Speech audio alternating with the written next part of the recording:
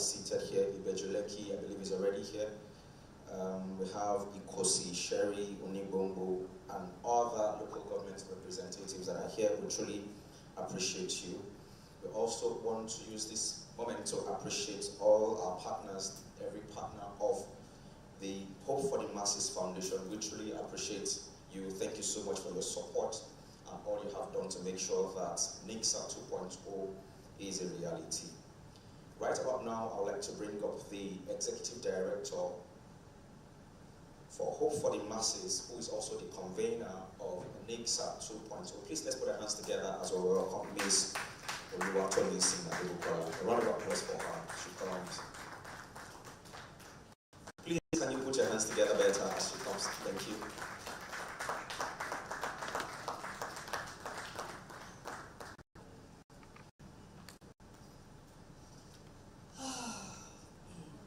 Distinguished ladies and gentlemen, good morning, everybody. I think I first need to say thank you all for coming before I read my speech, which obviously would mention, everybody. But I must appreciate all the way from Abuja. I'd like to appreciate Dr. Joe Abba. Dr. Joe Abba gave us his entire time for 48 hours at no cost. And I had to scale plenty hurdles to be able to get his personal number. But it was quite surprising. Just at the mention of grassroots development and the conversation that was going to ensue here today, he simply said, I will be there. And I think this is a round of applause. I'd like to also appreciate the German consulate in Lagos here. We've been having conversations around grassroots development since last year, I believe, when we had our first edition. When we shared our vision with them, it sounded like, in this place, But despite the skepticism, last year the Consul General sent in his speech, gave us the support. This year we went back again to say we are back and we're going to be doing this again, conversations like this. And so he had to send the Deputy Consul General, and we must appreciate you for choosing to be here and continuing to invest in Nigeria. In Lagos particularly, thank you so much. I quickly want to appreciate a member of the State Executive Council of Lagos, Dr. Derry Phillips. Dr. Derry Phillips and all of the members of the State Executive Council telling me, there's a meeting for and then when Comrade Ceci sent another message last night and said, the governor has spoken, I said, So when I spoke to him last night and he said, call me urgently, and I spoke to him and said, what time should I be there? I must appreciate our board members because I don't allow them to sleep. My matter has become a thinking matter. Hope for the Masses has become a baby that they are nursing. And so we've denied them of sleep, we've denied them of their personal time, and they took our time. Chief Mrs. Raliat Anako Abdusalam was in Lagos 2 weeks ago for our own program, came all the way from Abuja again for 4 days this time around, just to make sure that this is done. Please help me appreciate her. And I know that this, she was like, I'm going to do everything I can, so thank you so much, ma'am. Thank you for your time and your investment in this grassroots conversation. For the team members that came, I want to say thank you. From Oni Mayoress of Ikosi Sheson Abdullahi Olowa, thank you so much for being here as well. Now let me also appreciate our partners. Our speaker is also Mr. Kunle Lawal from the Electoral College Nigeria. Should I go ahead? I said please to go ahead. Thank you so much, Mr. Kunle Lawal, for joining us here this morning. Our partners, all the way ahead this year, he said, with what you did last, what it costs to buy a ticket for CredPal, eFund Guard. Thank you so much. You guys are doing so well. From the disability community, Mr. Tolani Ojuri, thank you so much. The grassroots. Our distinguished government, Kwara State, Ondo State Executive Council members, our revered royal fathers, led by our distinguished board chairman, His Royal Majesty Civil Society groups, our guests, respected leaders of the Nigeria Grassroots Governance Summit and Award, Niggsa years reporting the realities of grassroots were lived from these front lines. I've had local government chairmen say, why must it be my local government that you are coming to every time? I've had to be changed, I've had to be pursued by the DSS, I've had my tablet collected simply because I chose grassroots community work. I've been to communities where people do not necessarily have health. I've been to communities where potable water to bathe, to cook, to wash is absolutely unavailable. I've been to communities where they wash by the side of the stream and yet they carry voters' cards and they vote. I've been to communities where people barely have a bench in their classrooms and yet their children do go to school. I've been to communities where the king said to us, we just employed the king of the town. He's a king, a crown king. He said, we just employed, not a valet, a king. We just employed a teacher to help us teach our children because we have a school, but we don't have teachers. And these kind of experiences and stories that we've come across is the reason we choose this path. And that is precisely why this summit matters. Grassroots governance is where Nigeria breathes. It is in our markets, our town halls, our schools, our boreholes, our women cooperatives, youth councils, and under the trees where our fathers play drafts. And for too long, we have treated the local as less important, when in truth, that is the foundation upon which national development must be built. This year's theme, Building Capacity, Driving Sustainability, reminds us that development is not a project. It is a culture, one that must be nurtured with knowledge, security, accountability, and vision. As conveners of Hope for the Masses Foundation and Niggsa, we believe in equipping those at the grassroots with the tools to govern effectively, communicate transparently, and respond compassionately. We believe in community-driven leadership, in amplifying the voices of the marginalized, in holding power to account, and in protecting those, like many of our journalists and development partners, who risk their lives doing so.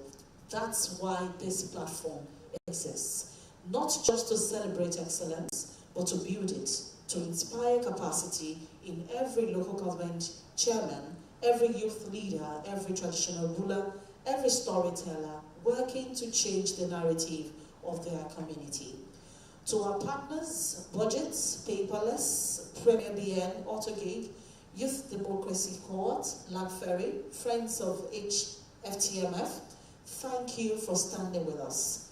Our awardees this year, I do not know who they are yet, but I will say congratulations. But that's not important.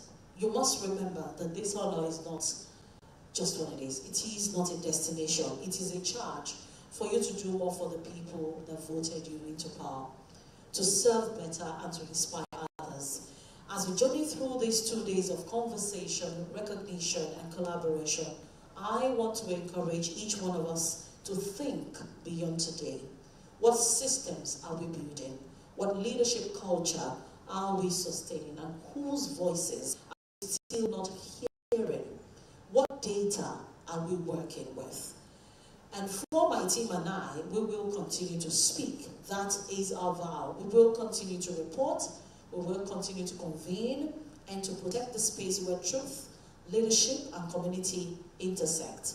Thank you for being here. Thank you for believing in grassroots Nigeria. The future starts at the bottom, and today we rise together. God bless you, God bless Lagos, and God bless the Federal Republic of Nigeria. Thank you.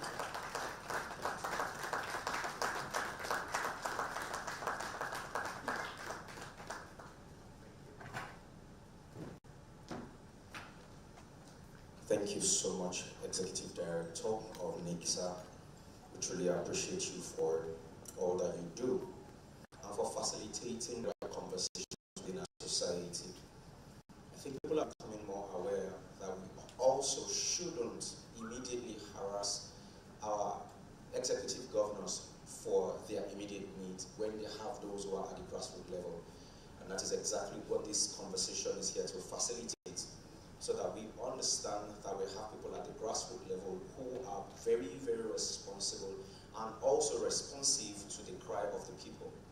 But then they would respond to as much as they know within the community, and hence the reason for us to keep talking about grassroots governance. And so once again, we truly appreciate Niggsa for all that they are doing. Right about now, distinguished guests, ladies and gentlemen, we'd like to bring up our very first keynote speaker for today. He's no other person but our very own dear Dr. Joe Abba, who will be discussing issues on policy development for local government and Nigerian constitution. Ladies and gentlemen, please put your hands together as I welcome the first keynote speaker for today, Dr. Joe Abba. A better round of applause for him as he comes, please. Thank you. Thank you. Good morning, ladies and gentlemen. I have a presentation. I wonder if it can be put up, please.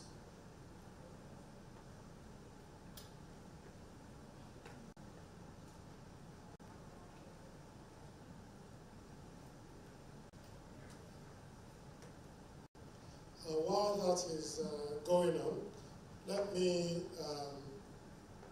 appreciate the organizers for inviting me to this really, really important event.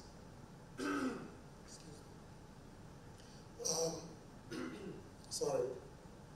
I was speaking to the Vice Consul of the German Embassy just as we were waiting for the event to start, and he was asking me, sorry to bring to the public our private conversation, but he was asking me whether there was a conflict between what this foundation does and the establishment.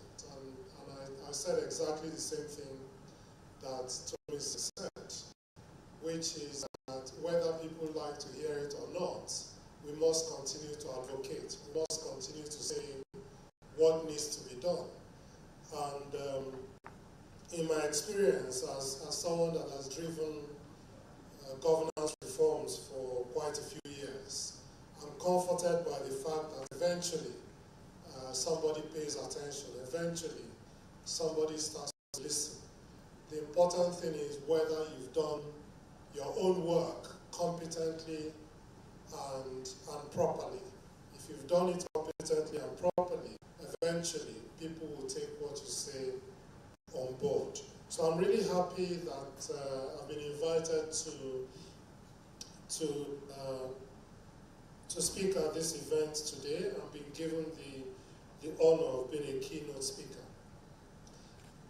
Before I continue, let me warn that I'm also a teacher. And you know, with teachers, there's always this, you almost can't avoid the instinct to teach. So the first part of my presentation, which I think and I hope will come up before the second coming of Jesus Christ. The first part of it will talk about public policy generally before we get into the issues of local governments. So let me start with policy. What do we mean when we talk about policy? In very simple terms, it's a course of action that people decide on. So I could have a policy, for instance, that wake up at 7 a.m. every day. And you can afford to have that kind of policy if you live in Abuja like me. You can't in Lagos. Your policy in Lagos probably needs to be I wake up by 5 a.m. Every day in order to beat the traffic. So a policy is a course of action that you decide on. Now, public policy is a course of action that governments decide on. So a public policy is, for instance, we are going to make sure that everybody can retire at the age of 60. So that's a public policy. Or that if as a civil servant you work for 35 years, you have to leave. Nigerians are not allowed to bear firearms. Okay, that's a policy that the government puts in place. And public policy matters for a number of reasons. Oh, you see, I still believe in miracles. My slides have come up. Okay, so please go to the next slide. So public policy is important for a number of reasons. Societal issues. So if there's a problem, you put forward policy to address that problem.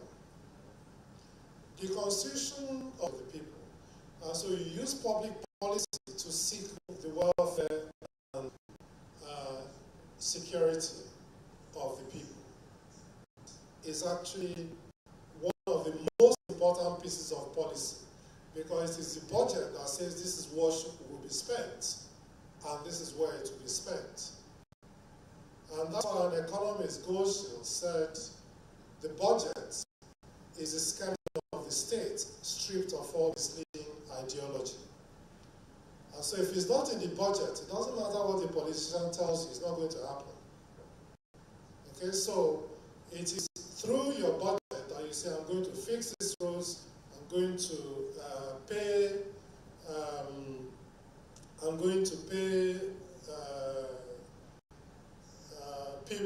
people who are unemployed a particular amount of money. I'm going to raise this level of taxes. And all of these things is what I'm going to do. So it's really important in the allocation of resources, and more Nigerians should actually pay attention to budgets. You use public policy to drive economic growth. So as an example, a government could have a policy that it will favor big business. So we're going to support big businesses like Dangote refineries, and that's what our focus will be on. And by doing so, we expect that they will lift up small businesses, because people working on that site have to eat, don't they? So somebody will go and supply food, somebody will supply water there. If you have like a brewery, somebody will supply bottles and caps, and people will print the label that will go on the side of the beer, and all of those kinds of things. So you can choose to focus on big business. A different government could say, no, we don't want to do that. We want to focus on small and medium enterprises, or even micro, small and medium enterprises, because the more people would be able to drive their own economic growth if you make it easier for small businesses to thrive. So that's an example of how you can use policy in different ways to drive economic growth and poverty alleviation. And the same thing with social justice. You want to make it easier for women, for instance, to own land. And so you change particular policies. You want to address what you could call wicked problems. So a wicked problem could be, I don't know, I only have ₦1 billion. And for that ₦1 billion, I could remove one of the roundabouts on this Lekki Expressway and free up a lot of traffic. But at the same time, I could also use that ₦1 billion to provide drinking water to people that live in the various estates off that road. Which one do? I only have ₦1 billion. The money is not elastic. Okay, so you use public policy to come to view as to what your government should do. Next slide, please. And there are different types of policy. Okay, some are regulatory. So I gave an example of the ability to bear arms. So Nigerians are not allowed to bear arms. That's an example of a regulatory policy. Some are distributive. So how do you use the Commonwealth? And it's instructive that the German embassy is here, because policy in Germany is that everybody gets free education, whether you're German or not. Okay, that's different from, say, the UK, where if you're a citizen, you pay less than if you're a foreigner. Okay, so different types of policy. It could also be distributive or redistributive, rather. So all of the money from the Abacha loots, people were using to do cash transfers during the last administration. There's also the education fund that is being used to provide support to university students for their school fees. And it could be constituent. So, you know, INEC, for instance, could wake up and say, we have too many political parties like they did in the past. You need to be able to at least have an office in every state before you can run elections. And that's because there are financial implications for all of these things. So the more parties you have, the more ballot papers you have to print, and the longer it is, and the more it costs. Okay, next slide, please. And there's a way to make policy properly. So start with identifying that you have a problem, decide what you want to do, consult people in coming up with the policy, decide which aspects you want to focus on, implement it, and then evaluate whether it's working. That's just a typical policy making cycle. Next slide, please. And then good policy is supposed to have certain characteristics. It needs to be clear. The objectives needs to be clear and specific. The target audience needs to be well defined. It needs to be realistic, measurable, all of those things. Next slide, please. So now let's get to local government. I've done my teacher part now. Now I'm going to do my public policy and governance part, which is responsible for administering certain geographical areas within a larger population like a state or a country. In Nigeria, they are the third tier of government. They are responsible for providing basic services such as primary health care, primary education, waste management, road maintenance, and such like. Next slide, please. And local governance actually has a long history in Nigeria. So traditional governance at the local level existed well before the advent of colonialism in different forms. And then following colonization, the British adopted what they called indirect rule or native administration system, which means that local government is actually the oldest form of Western-style government in Nigeria. Some of us that grew up in the 60s and 70s viewed the period between 1960, when we had independence, and about 1976 to 1980 as perhaps the golden era of local government system in Nigeria. So I grew up in Lagos very many years ago. And we remember that we used to have sanitation inspectors that actually went around and made sure that if you had proper toilets, you were not throwing your trash out. You had local education officers going to schools to make sure that the teachers were actually there and that the conditions of the schools were proper. So all of those things, it's actually difficult to talk to a young Nigerian now because they can't conceptualize the fact that Nigeria actually had a semblance of working in some form before now. Right? Nothing was perfect. I'm never going to say everything worked perfectly, but at least there was some semblance of a workable system. And I think it was the creation of states that saw the beginning of the decline of local governments in Nigeria. Despite all of the efforts to reform local governments, I think immediately we created states, they started to challenge this functional local governance system. Next slide, please. The role of local government is designed to bring people closer to, bring governance closer to the people. We have 774 local governments, each headed by elected chairman and councillors, and the local government of the local governments. Next slide, please.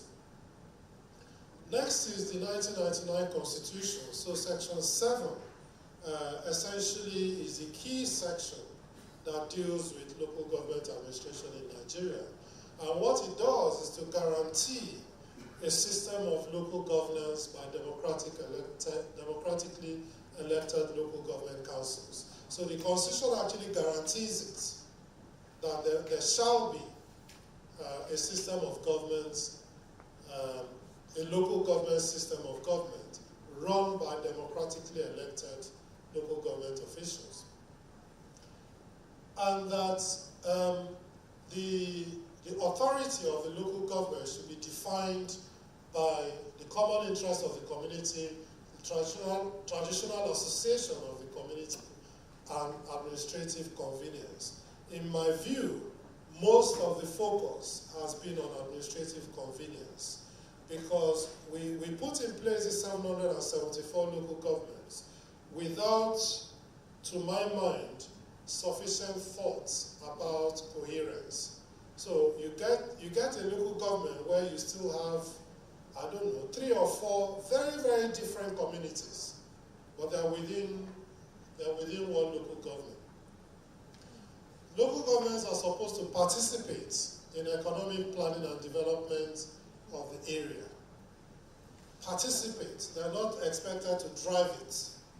They're just expected to participate. And so if the government doesn't call them, which is often the case, it's often the case that when government is developing economic plans, they don't actually involve local government in many cases. In some cases they do, but in many cases they don't involve local governments. And when they do, they don't take anything that local government wants to say seriously. They are just, local government people. They are to be told what they are to do. The Constitution says everybody that has a right to vote and be voted for House of Assembly elections should have the same right to vote and be voted for in local council elections. And that the functions of the local government should be set out in the local government law of the states. Okay, so there should be a local government law of the state that should set out the functions of the local government. And those local government laws of the state, the functions should include the functions set out in the 4th schedule to the Constitution.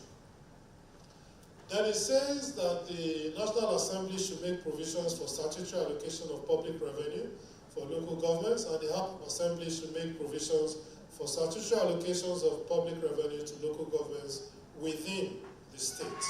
Next slide, please.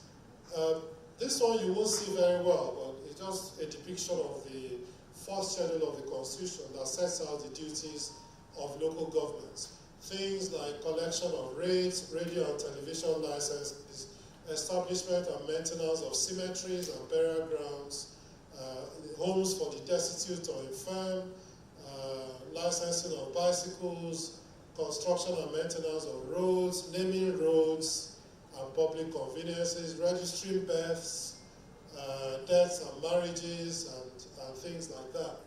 And interestingly, control of outdoor advertising. So you start to see the problem. Even here in Lagos, you have a Lagos State agency for advertising that deals with outdoor advertising.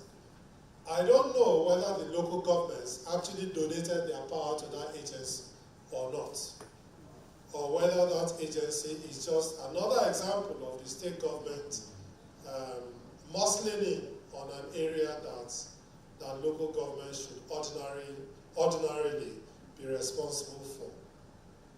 And the balance of power is such that I'm not aware of which local government will tell the governor that he cannot have his billboard, his campaign billboard on the road. I don't know which one. You also have local government who's supposed to be responsible for things like waste management and waste collection.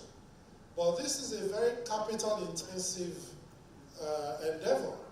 You need compactor trucks, you need dump sites, you need all sorts of stuff. So in many cases, the state government takes on that responsibility for waste management and then has smaller private sector providers that help in that. Now there are some, next slide please. Now there are some contradictions in the Constitution, some of which I've already started to point out. So Section 7.1 says the system of local government by democratically elected local government councils is under this Constitution guaranteed. And then it says, and accordingly, the government of every state shall, subject to Section 8 of the Constitution, the government of every state shall, subject to Section 8 of the Constitution, ensure their existence under a law. 8 says you cannot create a new local government without the National Assembly. So that is what it is subject to. So, statutory allocation of shall make provision for finance of the local government. Second one, National Assembly shall make provisions for the revenue of local councils in the third tier of government. Next slide, please. There are some issues.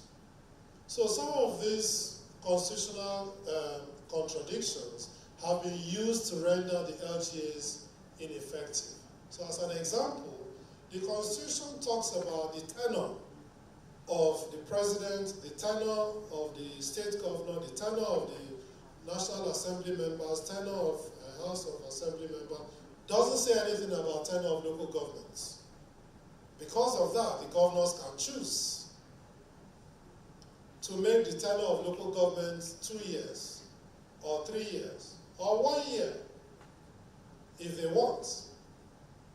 The only part of the Constitution that says anything about tenure refers to the area councils, which are the local governments in Abuja. And unfortunately, when this matter came up to the Supreme Court last year, they failed to pronounce on the issue of tenure, but we'll get to that shortly. Particularly any ones that generate revenue. Once there's a revenue generating opportunity, the state government will grab it immediately. And let me pause to say that local government councils in Lagos State are more developed than that of many other states. And that's because Lagos is the commercial hub of the nation. And therefore, local governments here have more money, more ability to raise funds. In some local governments, they are completely reliant. Some rural areas, completely reliant. There's no money coming from anywhere. In fact, if you go and do a bribery survey in some of those local governments, they will tell you that we don't know what government and chieftaincy affairs. So I know many local governments in this country that majority spend simply welcoming people. In many states, the three most powerful commissioners are finance, works, and local governments. Those are the three most powerful. So if you hear that, oh, maybe the governor is leaving in 2027 and is going to hand over to somebody in his cabinet, look at those three. Look at works, look at local government, and look at finance, to get an idea of who is most likely to hand over to. Okay, next slide, please. The poor budgetary processes at LGA level, the budgets are mostly done at the Ministry of Local Government rather than at the LGA level, which is why it's vitally important that the capacity of local government authorities are built in terms of how to do budgeting. There's limited public participation and awareness, a lot of corruption and political interference, insufficient political will and commitment to reform, lack of clarity, insufficient funds, limited capacity in local government to strategically collaborate with the state government in executing their mandate. Next slide, please. This is what the Carnegie Endowment for International Peace had to say about local government in Nigeria. And I'll read. Local government in Nigeria is fundamentally corrupt, flawed by design, and not fit for purpose. State and local elites use it to enrich themselves, build patronage networks, and manipulate political outcomes. Monumentally wasteful, Nigeria's local governments are provided barely any public goods and services, despite gulping over 16.4 trillion naira, $76 billion in national petroleum and tax revenues between 2011 and 2021. At the same time, state governments have spent an estimated $93.5 billion annually, $245 million for overseeing local government affairs. A staggering amount to simply administer other administrators. So that $93.5 billion is what the ministries of local government gets to administer local governments who are supposed to administer health and education and other things.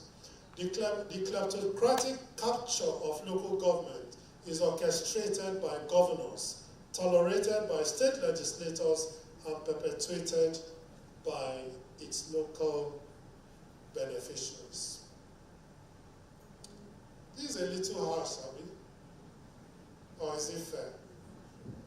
Huh? It's fair. Next slide, please.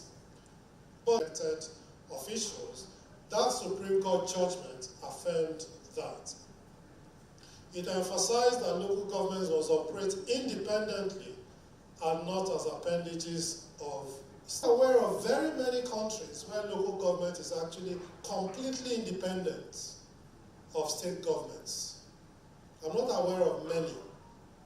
There are some that are, constitutionally independent. So Brazil, India, South Africa, the constitution says they shall be independent. But in practice, I'm not aware of many where the local government is actually operating independently of the state government. The Supreme Court banned caretaker committees because the local governments, the governors, were not conducting elections. Okay, so again, you have the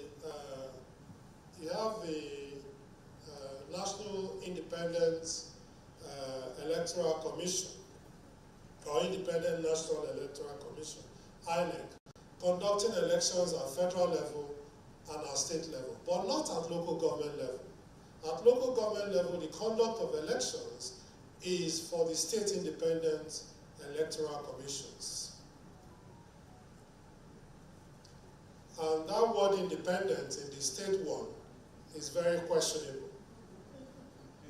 So the governors were not conducting elections. Instead, they were appointing caretakers who they would just tell,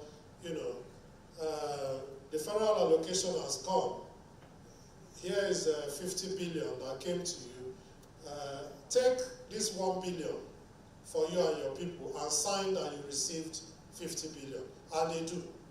And then the governor uses the other 49 to do as it pleases. So the Supreme Court basically said, if you don't conduct elections at local government level, that is gross misconduct.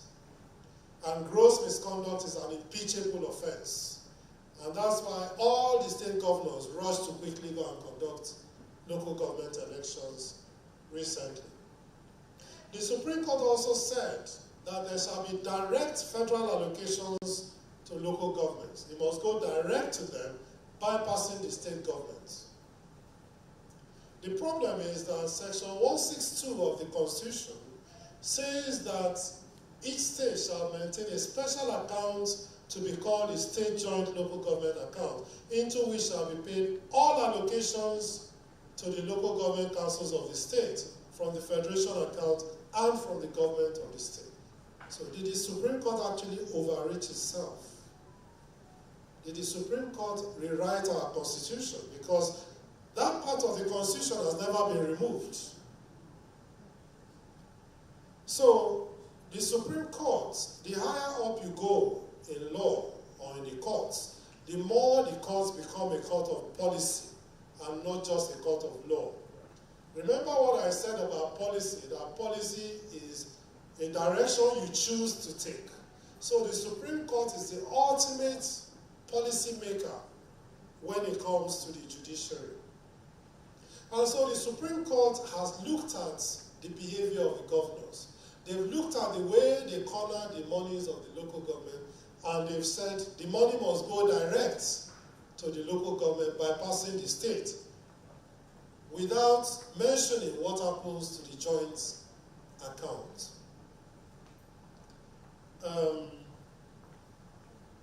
As you can expect, the governors are going to fight that, and they are. And so nearly a year or so after that Supreme Court judgment, the money is still not going direct to the local governments yet. Even the federal government that instituted the case is not obeying the Supreme Court order yet. Okay? The federal government is still negotiating with the governors and people in action of the states. It is just not clear. There are just so many contradictions. And the problem you have when you want to cure, you'll amend one part and then you start leaking from another part. Okay? So just like the Supreme Court has now said, oh, you know, give the money direct to the state governments. Okay. What about that?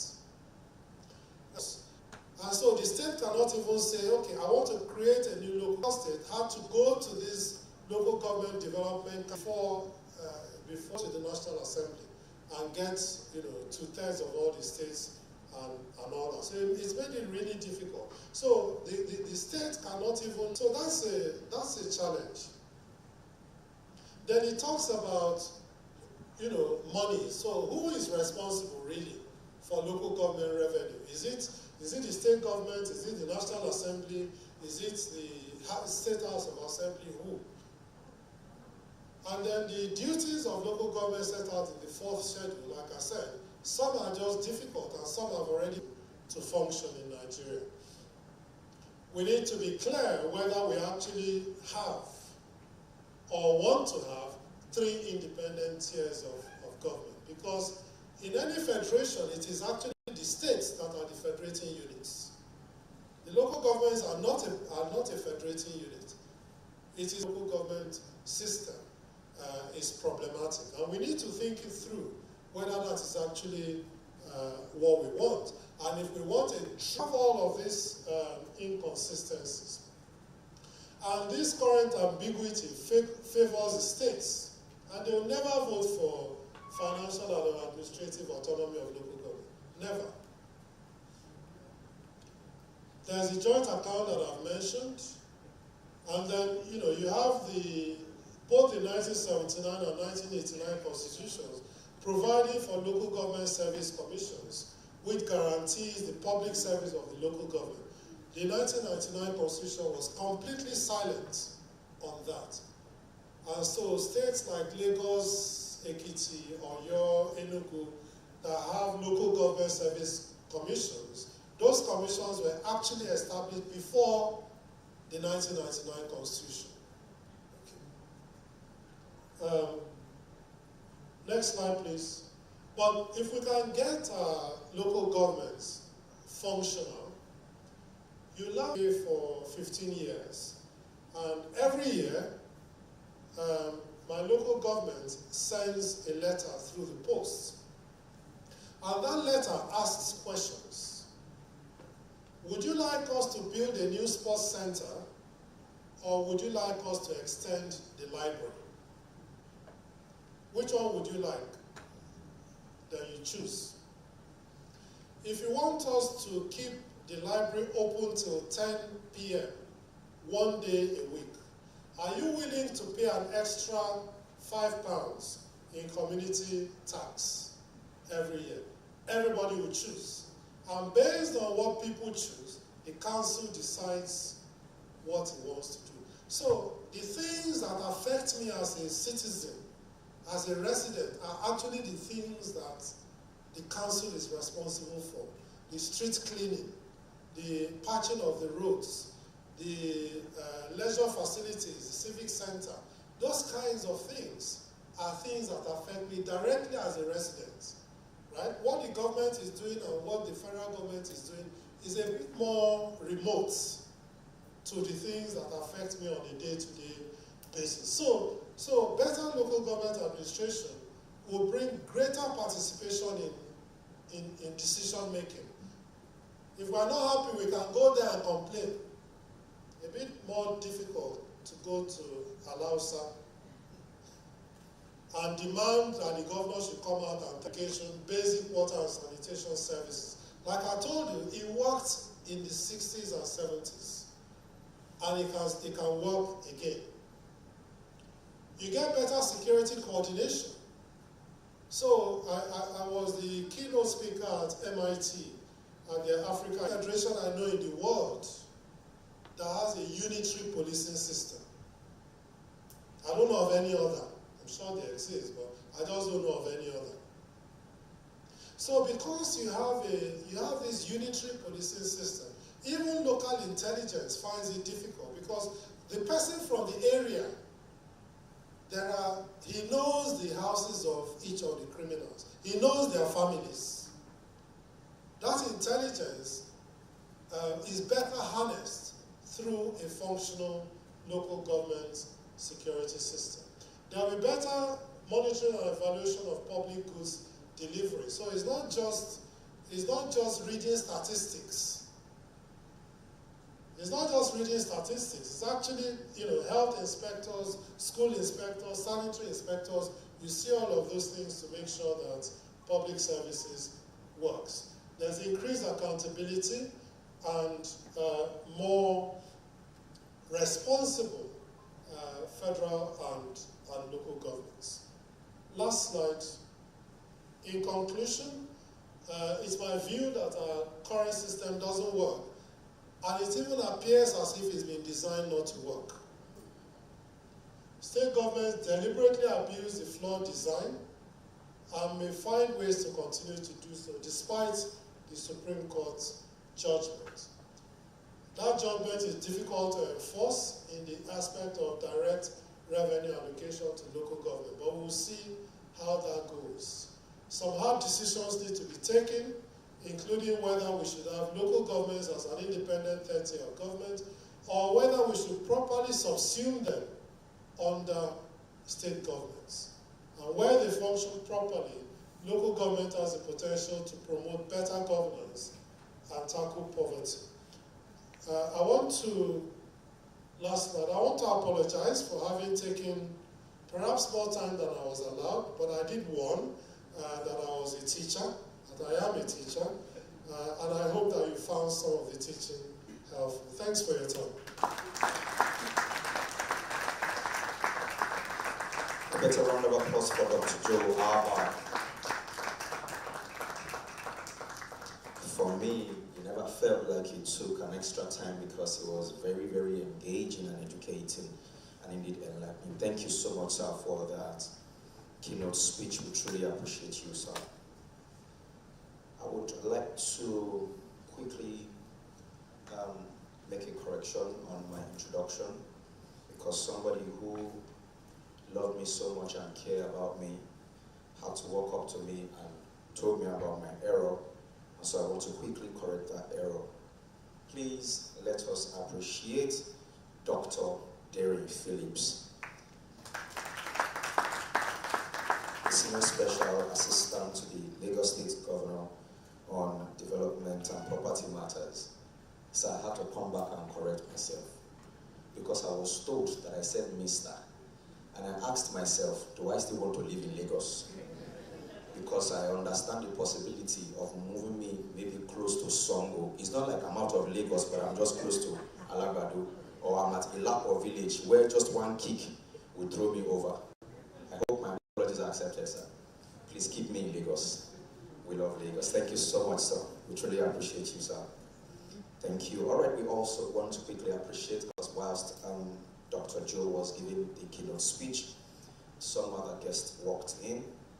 We want to quickly appreciate Miss Precious Imuwahem Ajono, who is the founder of Skills Headquarter, Skills HQ. Thank you so much for being there. Truly appreciate you. Thank you for coming. We also want to appreciate Miss Ashley Emmanuel, the COO of Semicolon. Thank you so much for honoring us with your presence. He didn't walk in the course of the event. As a matter of fact, he came very early, but whilst I was appreciating our special guest, he wasn't on seat at the time. So please let me quickly appreciate the Executive Director of Electoral College Nigeria, Mr. Kunle Lawal. It's good to have you here, a thought leader, astute mind. Also, we have in our midst today seated Dr. Akintola Adisa, the CEO of Green Deal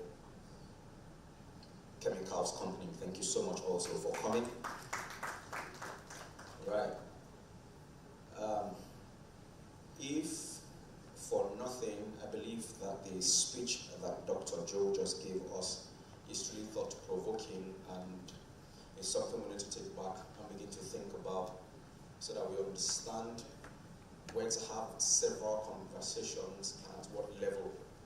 And because he mentioned, and I heard clearly, that there are certain things that are remote at the federal level, and those conversations are meant to be had at certain levels, because we also cannot wake up one morning and march to the secretariat and begin to demand that the governor answers to us when we can easily access the house of the local government chairman very close to us.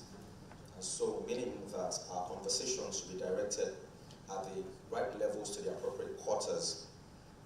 Once again, sir, I truly appreciate you for that speech. Thank you so much for what you have done. A round of applause for him once again. Right, we'll be moving to the next segment on the agenda today, and that is the panel session. We'll be having conversations that is also very critical to the development of grassroots governance.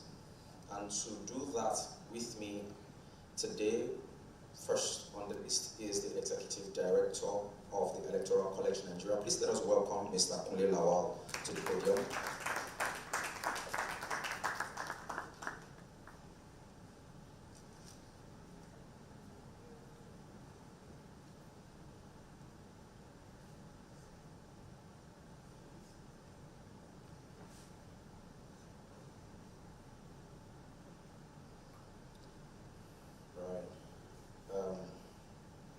Okay, secondly, to join us here is the Chief Operating Officer of Semicolon. Please let's welcome Ms. Ashley Emmanuel.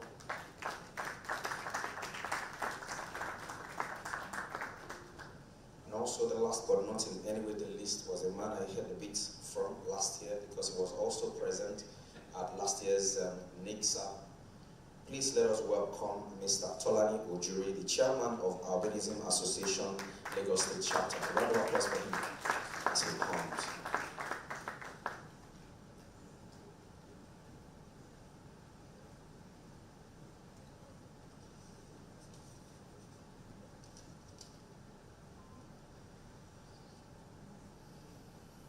All right, to also join them seated right beside them to facilitate this conversation, please put your hands together for me.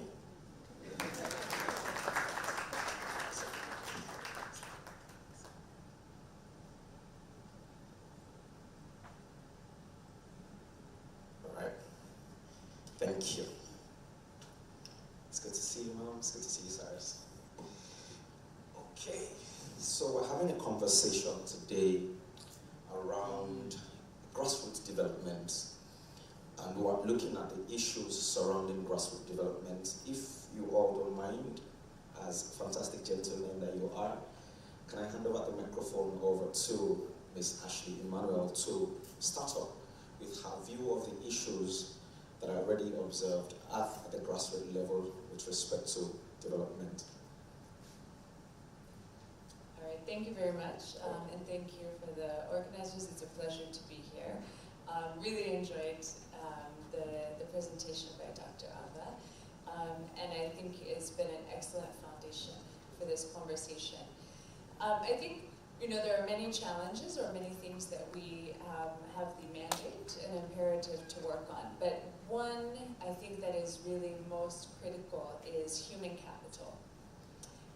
So we know that, we like to say that Nigeria will soon be the third most populous country in the world in a few years. We have this tremendous potential in our vibrant and growing population. Unfortunately, we have the human capital that we have, we've persistently underinvested in. So if you look at a percentage of the budget that government does have, we've historically in Nigeria spent a lower percentage of that budget on health and education than most other countries, not only in the world, but also the region. If you look at, some of our neighbors are not necessarily wealthy countries in West Africa, but we're still not spending as significant a percentage of our budget on these critical things. Fortunately, so I think we have the imperative to really prioritize building that human capital. And this is of course at all levels of government, local government playing a critical role in understanding what the needs and potential is in those communities, and being, although as Dr. Abba pointed out, there are challenges in terms of authority, budget, and function. Still, there's a role for local government in the conversation, and hopefully with some reform, some increasing ability to intervene. For us at Semicolon, my company, we are focused on really building the future workforce in Africa, in Nigeria. And we started by addressing some gaps in talent, in particular helping young people and other Nigerians access good quality careers, while also addressing a critical gap for employers, which is tech talent. So we started with a rigorous one-year program, training software engineers. We historically have over 90% employment, now we guarantee employment. And we've trained people, some are university graduates, but some are, just today before I left the office, one of our staff who's relatively new, a senior staff member, was surprised to learn that one of who he thinks is his best engineers actually was the cleaner in our building, and noticed, started to look around and wonder, what people were doing, and ended up joining our program, becoming trained as a software engineer, and is now working as an engineer with us instead of a cleaner. So, thank you. So I think that we have an imperative to think about human capital investment, starting from first 1,000 days, and primary, secondary, tertiary, and inclusive of other maybe support for social enterprises and programs that have come in to also address those talent gaps. Thank you so much. A round of applause for her, please. Thank you so much. I would like to ask Mr. Onilawa, would you say that that is the only issue we have, or are there other issues that you think we need to highlight?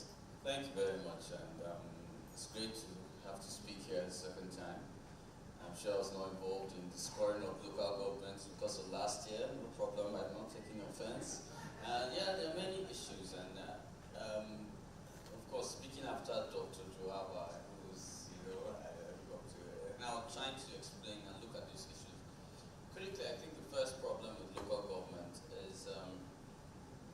not take it important. And it's a culture, so Nigeria practices a culture of politics. Now, culture is defined as a way of life. So we have a culture deviant from what the norm should be. So if, let's say you look at elections, you see elections is poor, about a 28% percentage by participation in elections. When you get to State House of Assembly, it drops to about 20%. Then when you get to Lagos, not Lagos, when you get to local government, it drops below 7%. That's how bad it is. We don't care. The average young person wants to go for an office. It's never local government. It's never a councilor's office. So we first have a cultural problem with how we view local governments. Secondly, most Nigerians are unaware. I know Dr. Jabba gave some figures, but I think in 2024, Nigeria spent 3.23 trillion on local government alone in fact allocation. Averagely, let me break that basic simple English.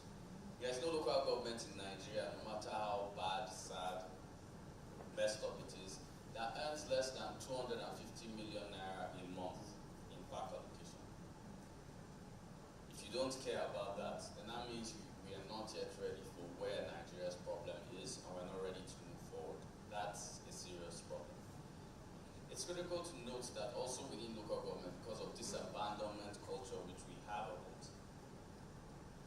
the councillors are supposed to be the legislative arm of local government. They are supposed to make some laws, what the Constitution says, make some laws. We don't know why it's some.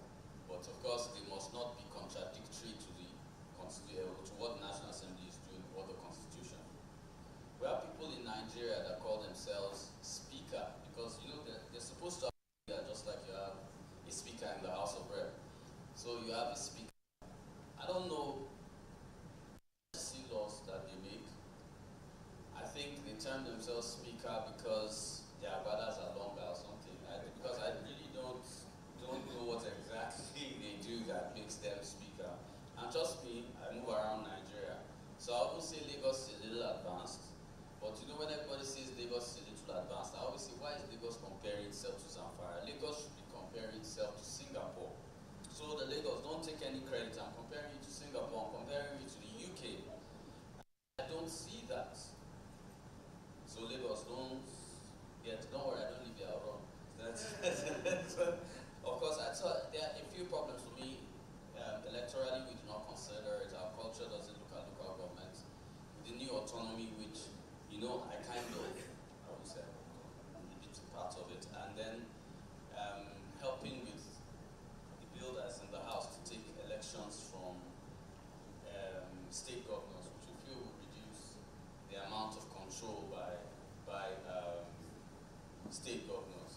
But like Dr. Joab has said, we need a new constitution. All we're doing is quick fixes to try to solve the existing problem. Of course, local government has more problems. Like you mentioned the LEA. I remember it reached the 80s, sir, because I was small then.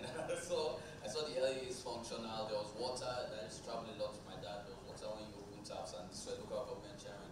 The question I always ask Nigeria, and the question I ask you now as I drop the mic, is how were local governments more functional in a military regime than they are in a democracy? Thank you. Well, let me pass it over to the third speaker. Sir, I needed to take a breather. All right. A round of applause for Mr. Kunilawal, please. Okay. Sir, would you say the same with the both of them, or you have a different perspective as to what the grassroots issues are? Having worked with the grassroots local government for about 48 months now, I would say the problem begins with us as a citizen. Because of the lights, I can't really see the audience, but if you are not a local government representative or local government staff, if you know the name of your local government chairman and the name of your councillor representing where you live, can you raise up your hand? Your councillor, the one in office now, where you live, if you know his full name, not even where he lives now, his full name. Doctor, please put down your hands, please. That's the problem we have. And I've had an exchange with about 2 local government chairmen, and the next they tell you that, oh, we're going to invite the police and we're going to call the police for just like, so said earlier, that it's always, people don't ask questions. So when you now go there, ask questions, just like he said, 50 million allocation, that's minimum. Some really get higher, 80 or so, the ones on the island, really, really.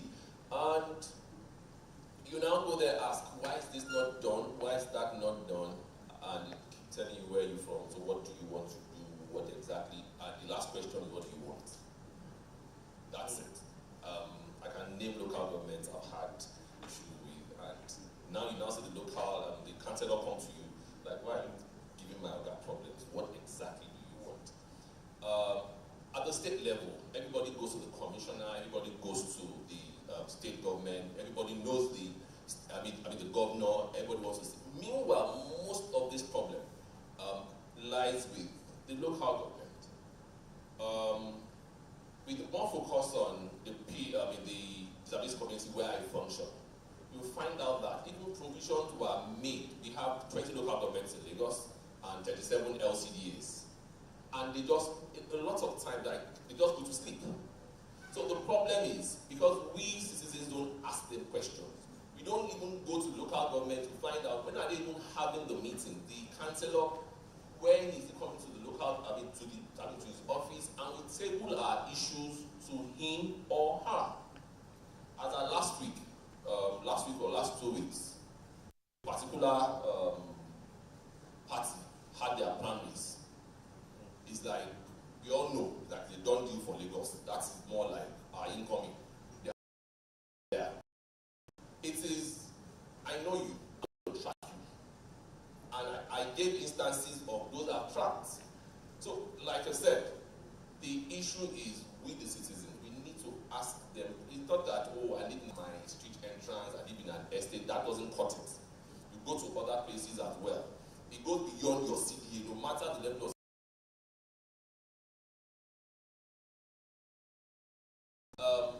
Always believe in, people deserve the kind of government they tolerate.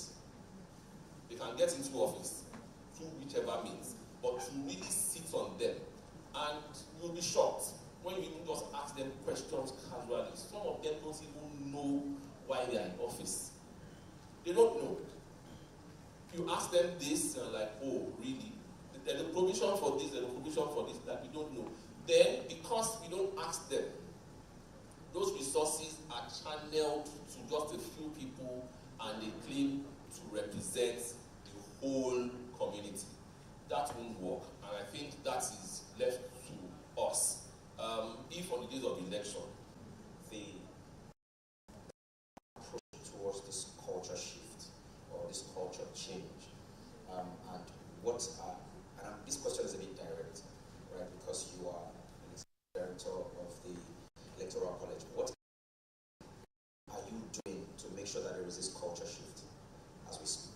Because it's okay for us to highlight the issues, but it is more important for us to also proffer solutions to some of the issues that are highlighted. Very good question. Now, I'm thrown on that bus. Anyway, I would first say, at the Electoral College, we feel what is critical and what is most problematic in Nigeria is political illiteracy. We put political illiteracy in Nigeria at about 86%. That's with the electorate. And then with people in office, we put political illiteracy at about 67%. So the problem is not, so most of the time you see governors infringing, local government chairmen infringing. So, and I don't want to tell you how it goes into constituency projects. So the first thing I think which is key and critical is for us to improve political literacy. Second, I think the conversations we've always had, go and vote, is so, I don't know, 1433. You cannot, when you vote, okay, let me put it this way. In Nigeria, what we have is a selection, not an election. Because, like you said, they've done local government primaries, some parties. Did any of us participate? They'll just tell you A, B, and C are coming out. Then you have to select from that. That's not an election. You can only be, how do I put it, more responsible to an election if you participated at primaries level. And of course, I'm going through and working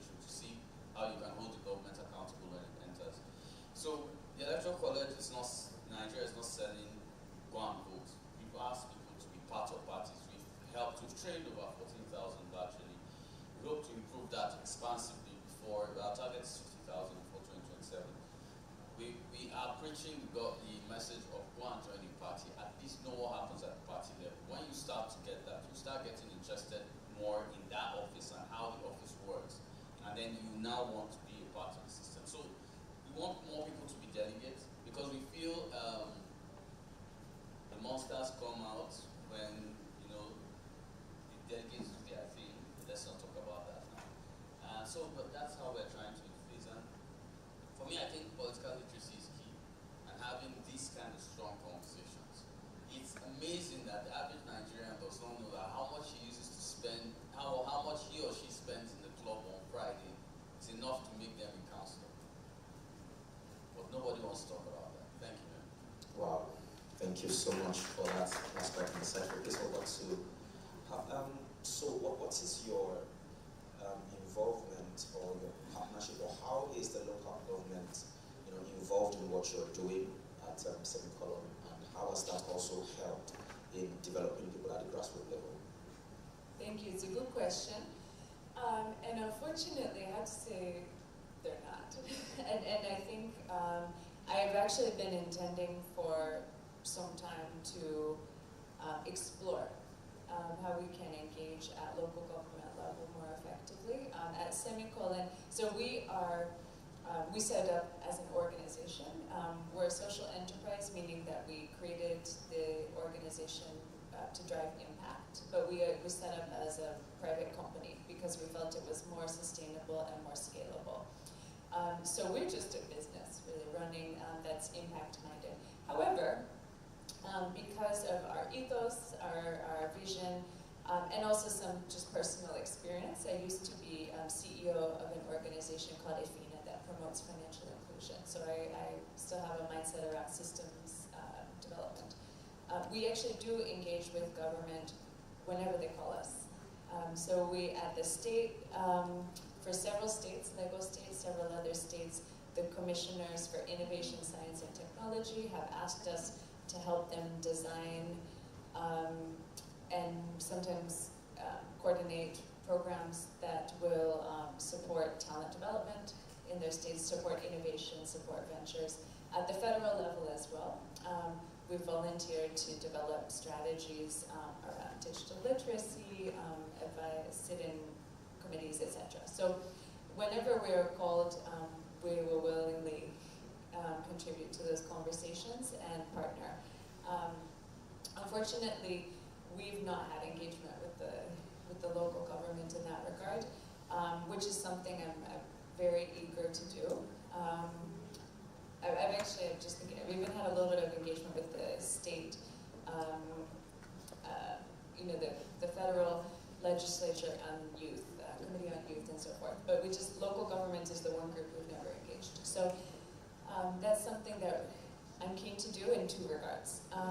Number one, I think that you know, our mission should be aligned in terms of development of human capital across these LGAs.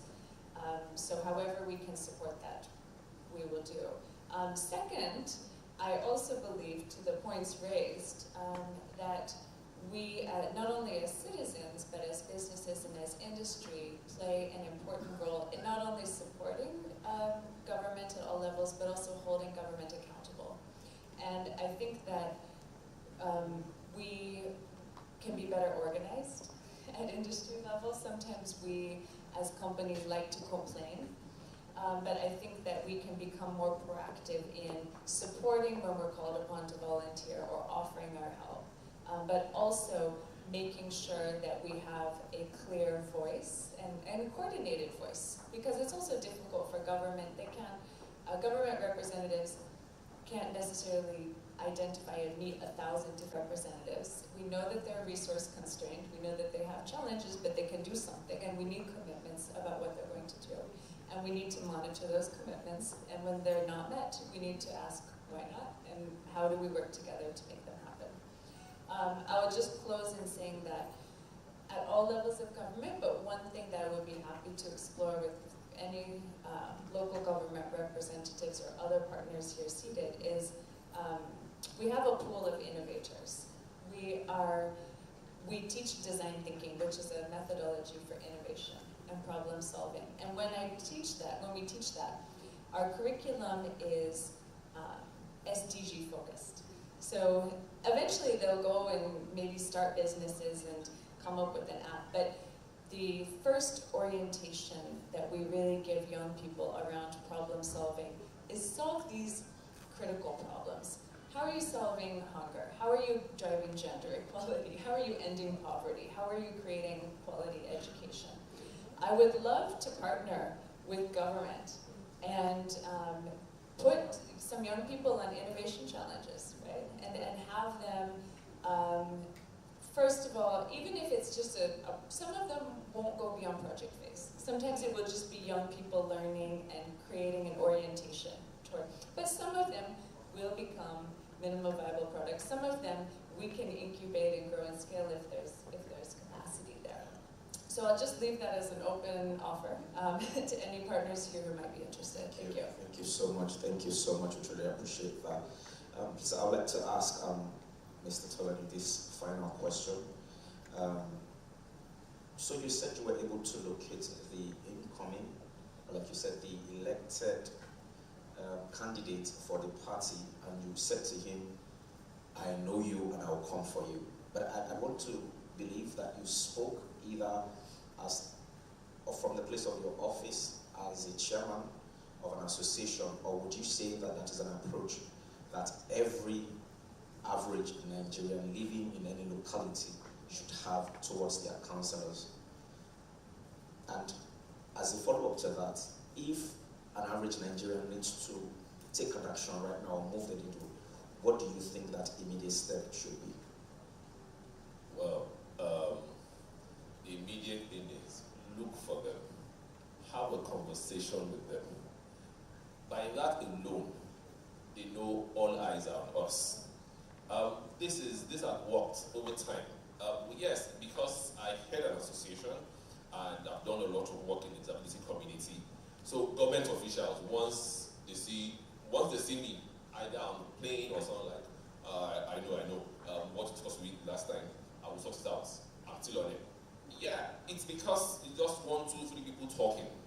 If a CDA, just CDA by CDA, like now you're contesting, come here. We're recording you. What are you going to do? We're going to give you 3 months, 6 months, 1 year. After 1 year, we're going to call you back here. Usually it's like, we don't really care, that is the way to go. It had worked for us at state level. Do you think this is state government because of what we achieved at state level? This is local government, this belongs to us, and this is how we run it here.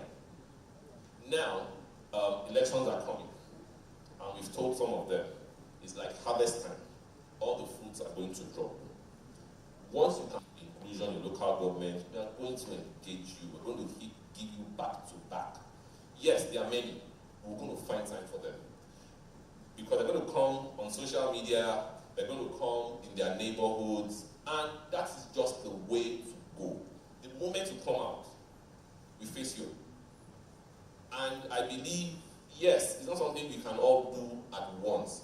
Just like you said, people need to be educated and all that. But in the bits we've been able to do, we've achieved we've achieved so much at the state level. But at the local government level, that is closest to the people. We're talking to the keke riders, we are talking to the artisans, we are talking to the market women, and these are people who are mostly affected, who would give you feedbacks. So if you enlighten them and tell me and all that, so we need to enlighten them that, look, this thing affects you more than me. And that's why we not just using the media space now. Yeah, TV, radio, we've done all that, social media, no. A one-on-one conversation. We are not arguing now. We're just putting it out there. I really don't talk so much about what happens in Abuja. I'm talking about what happens in my neighborhood. I want to know why the street I live on for the past 30 years I've not been talking down. Is to keep having this conversation and the jury. And at this point, I would like to bring this to a close. So please put your hands together for Ms. Ashley Emmanuel, the CEO of the Lagos State Chapter. And on that note, we truly want to say thank you for coming, thank you for being here with us, and thank you for sharing your wealth of knowledge and providing solutions. Please a round of applause for them as they all step up. Thank you. Thank you so much. Thank you. Thank you, sir. All right.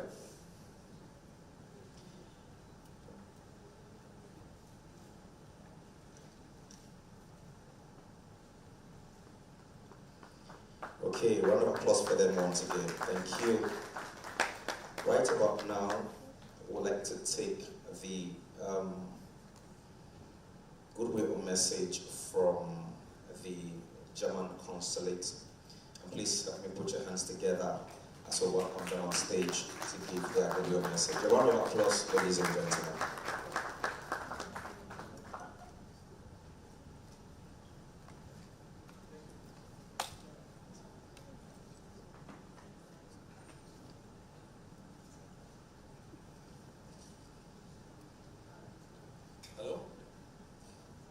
Distinguished guests, esteemed organizers, award recipients, and ladies and gentlemen.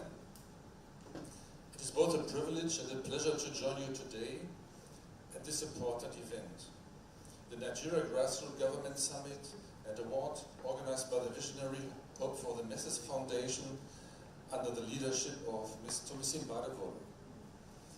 On behalf of the German Consulate and the people of Germany, I bring you heartfelt greetings and commendations. Today's gathering, under the theme Building Capacity, Driving Sustainability, a new era for grassroots leadership and development, could not have come at a more crucial time. Across the world, we are witnessing profound challenges, from economic inequalities to climate change, from governance deficits to civic disenfranchisement. Yet, it is precisely in times like these that we must return to the foundations of democracy and development, the grassroots. In Nigeria, as in Germany, local governments is the bedrock of democratic participation. It is at the level of the local government areas that the government becomes closest to the people, where leadership is no longer an abstract idea, but a visible, daily interaction. Here, policies translate into action. Here, services touch lives directly. And here, importantly, the seeds of accountability, inclusion, and sustainability are either planted or neglected.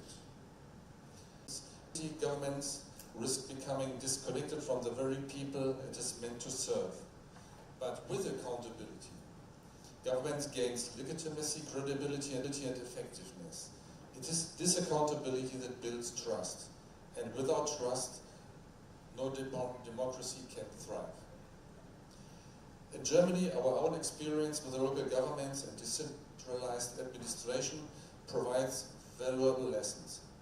Our municipalities and local councils enjoy a high degree of autonomy and infrastructure, can contribute, not just passive recipients.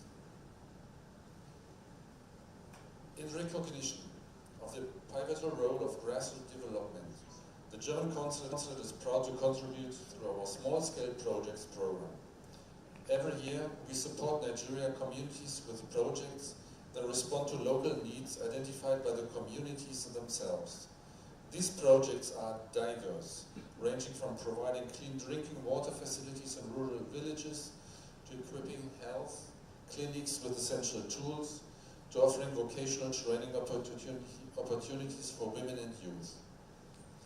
Each project may be small in budget, but they have a big impact, improving livelihoods, promoting health, fostering education, and enhancing dignity at the community level. We are proud to stand alongside Nigerian communities, partnering not as donors, but as collaborators in the journey towards sustainable development. Ladies and gentlemen, the bilateral relationship between Germany and Nigeria is strong, deep, and multifaceted.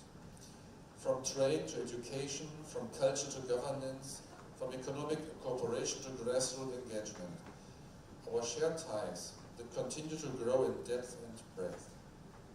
Our partnership is rooted in mutual respect, shared values and common aspiration to build resilient, inclusive and accountable societies.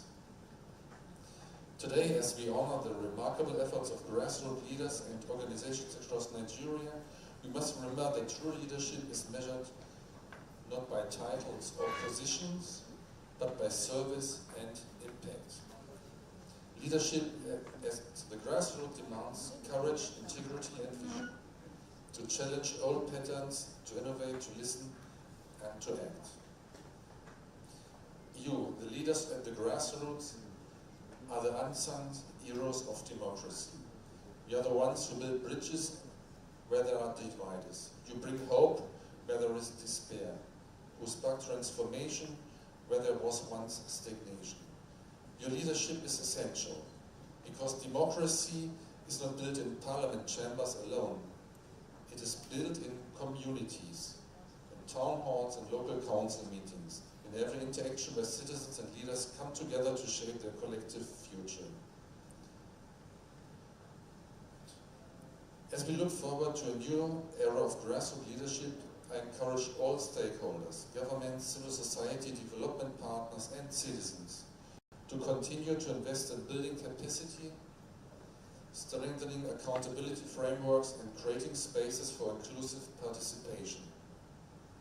For it is only by doing so that we can ensure sustainable development that leaves no one behind.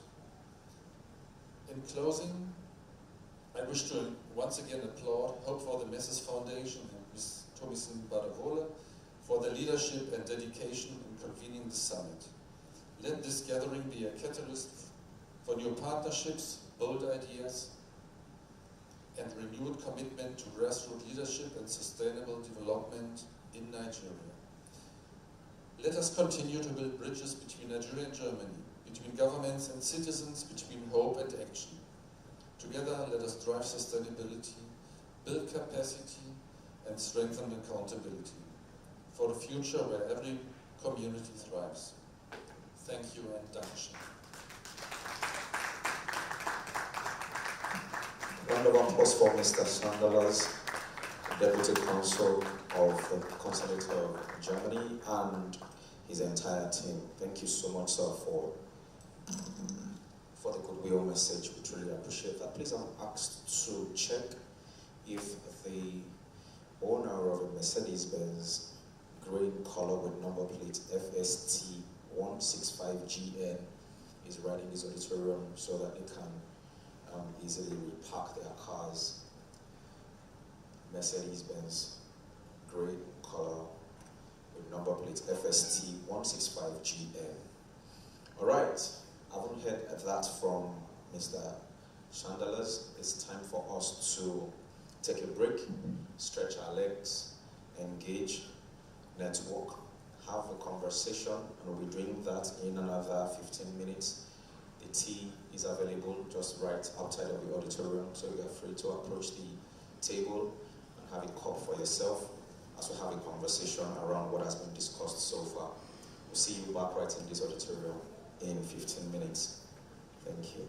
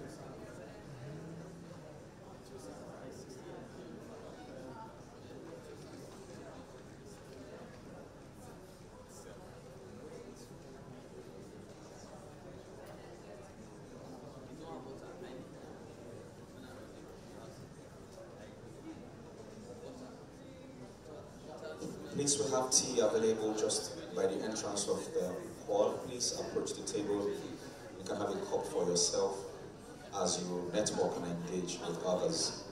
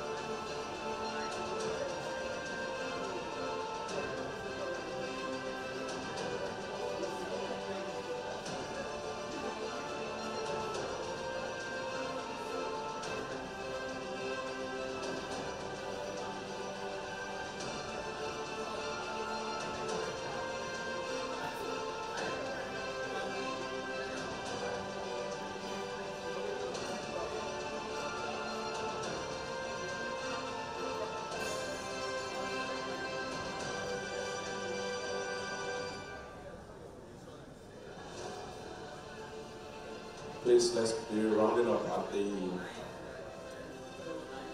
coffee table. Let's be rounding off from the tea break because in another 60 seconds, the next session will be starting. So,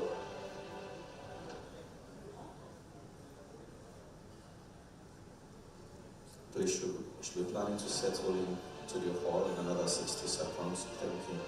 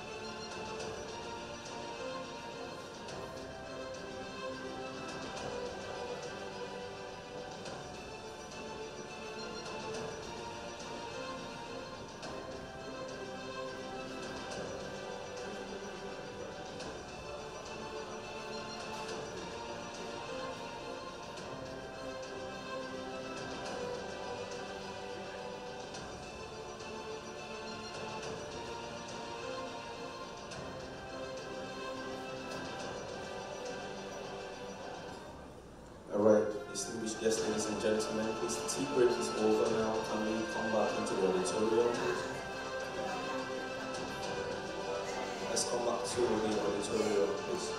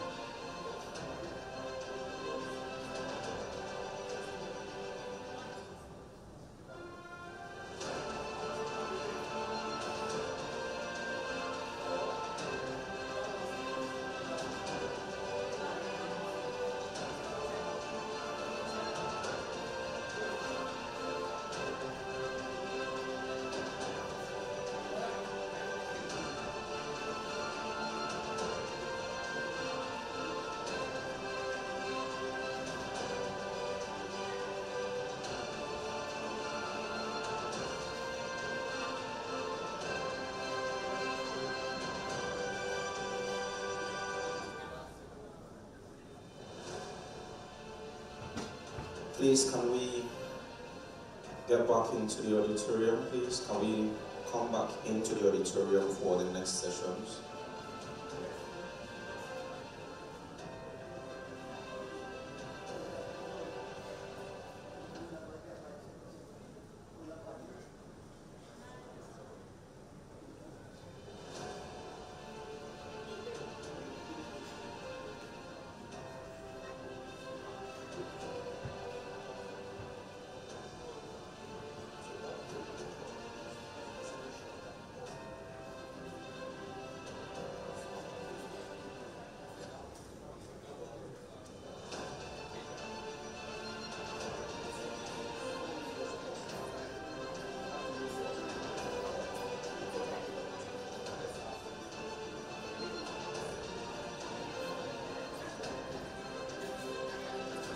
Please let us come back into this hall. Ushers, please assist in making this possible. Ushers, please assist in making this possible. Let's move people back into the auditorium so we can continue with our conversations.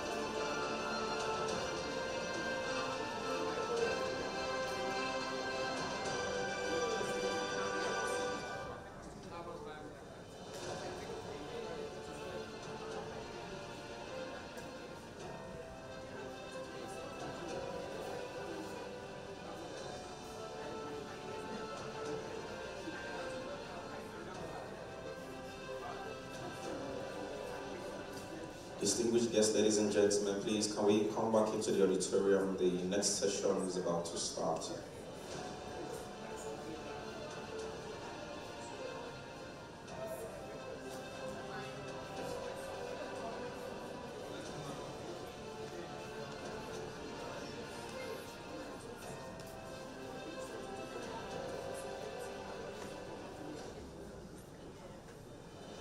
Thank you for coming in.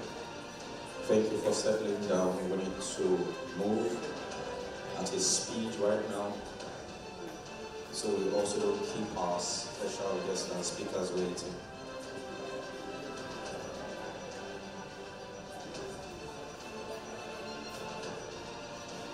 Guests, please, let's come back into the auditorium, please.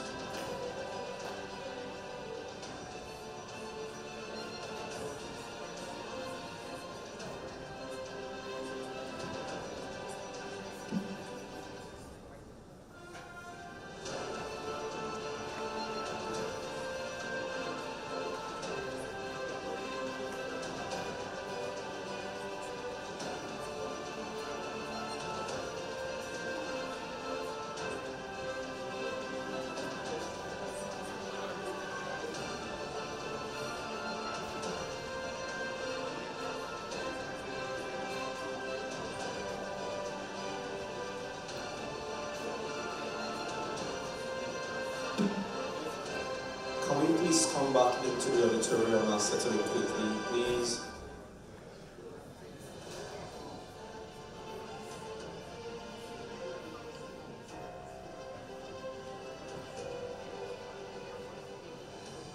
The media team will need your presence here as well. Media, please.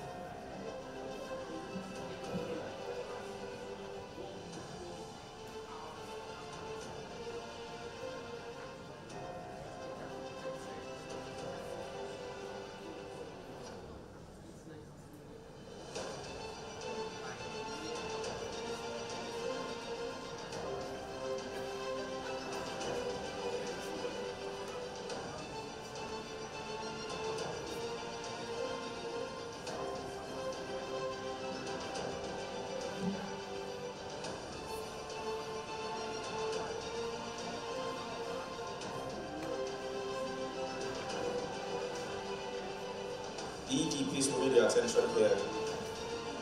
ED, Ms. Tomisi Adebukola, we need your attention, please.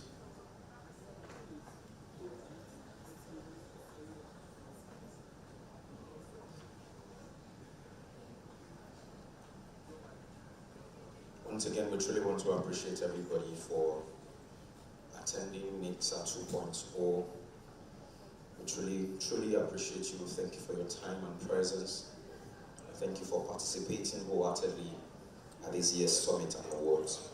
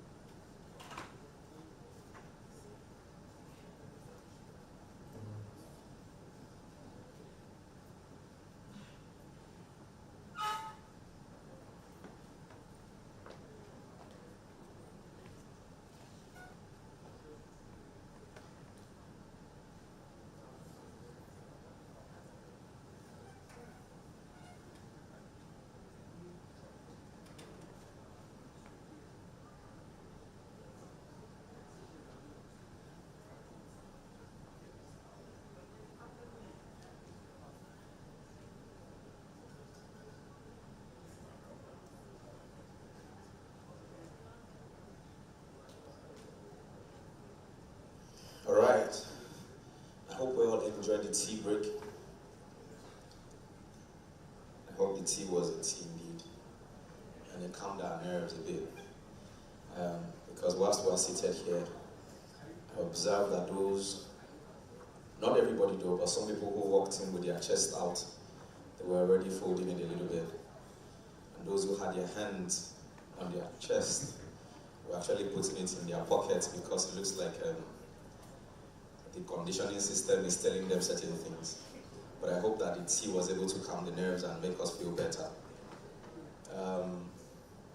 Right about now, ladies and gentlemen, we would like to have another conversation. And this conversation will be very, very important. So I would like each and every one of us to pay as much attention as we could to this conversation, because it is about housing. I don't think there is anybody here who is not living in a house. And that's why I was begging doctor. And I'm sure when I was appealing to doctor, somebody is asking, and doctor is just counseling and advising. And I said, it's on housing matters. If doctor realizes where I stay and he says, sir, I don't think that boy deserves to stay in that area. How many of you know that right now, I probably should be coming to you to come and ask whether I can give me a room in your place?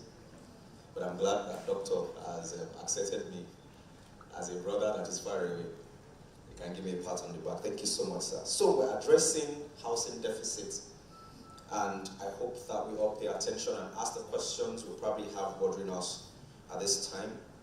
It will be another session with no other person but Dr.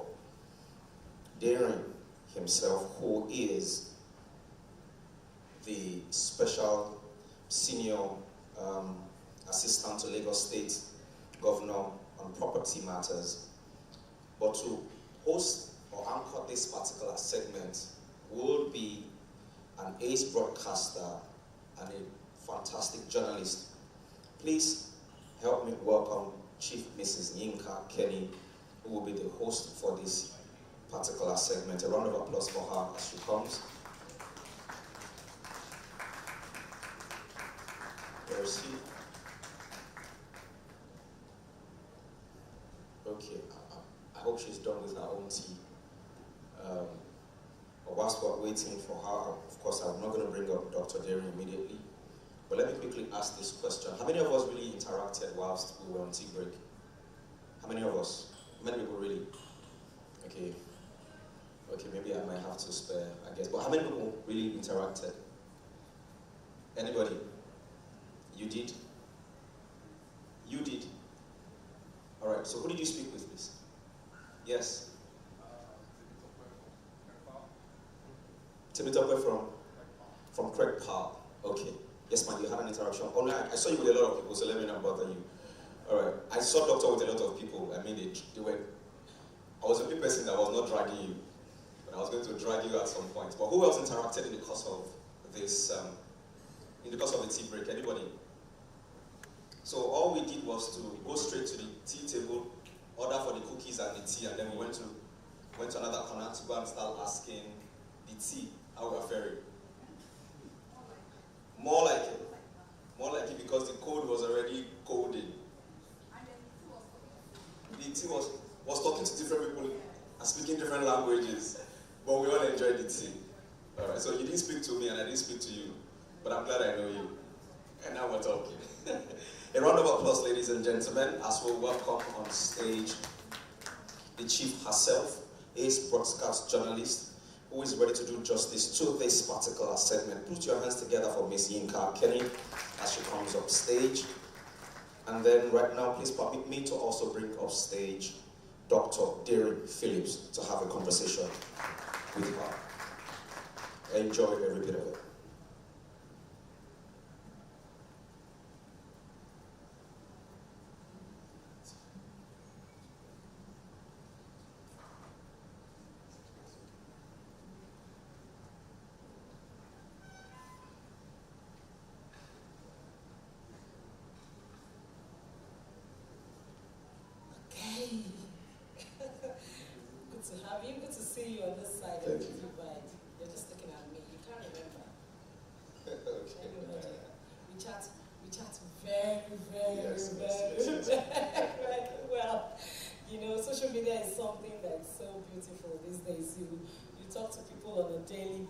Somehow you do not see them. Good to have you on this side of the divide. Okay, so we're talking about housing defect.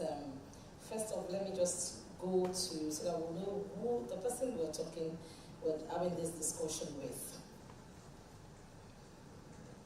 Sorry, I was told that it's going to be the last session. That's why so I didn't know it's coming up just now.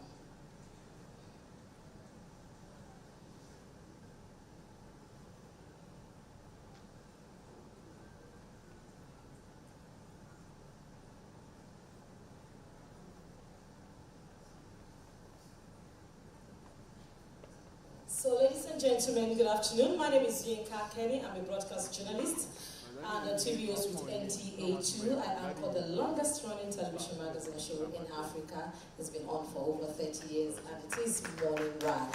If you are in my generation, you will know Morning Ride. It's good to be here. It's good to have you.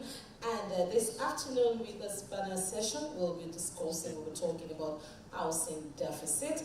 And with me here discussing this, I have Dr. Derek Phillips.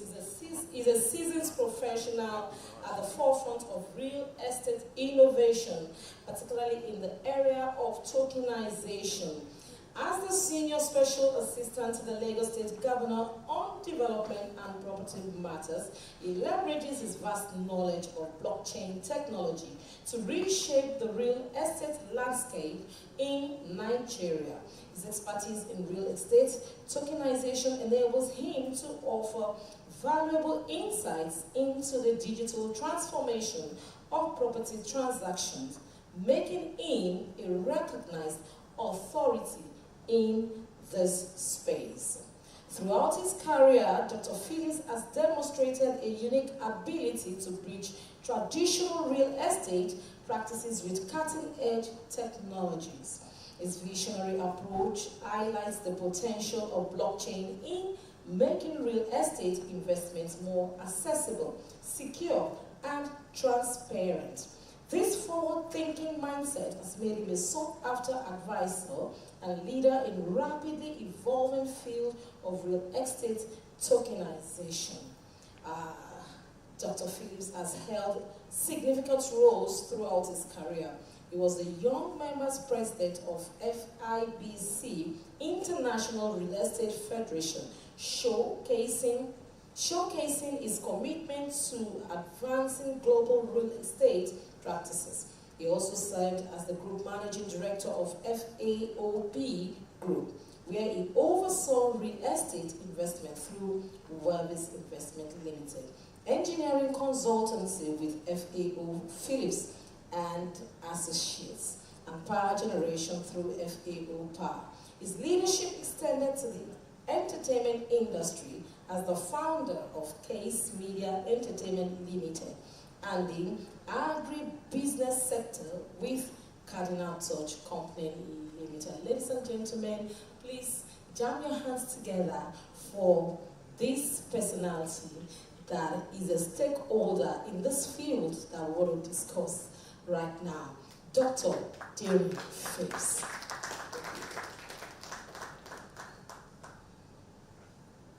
Good afternoon, sir. Good afternoon. Welcome.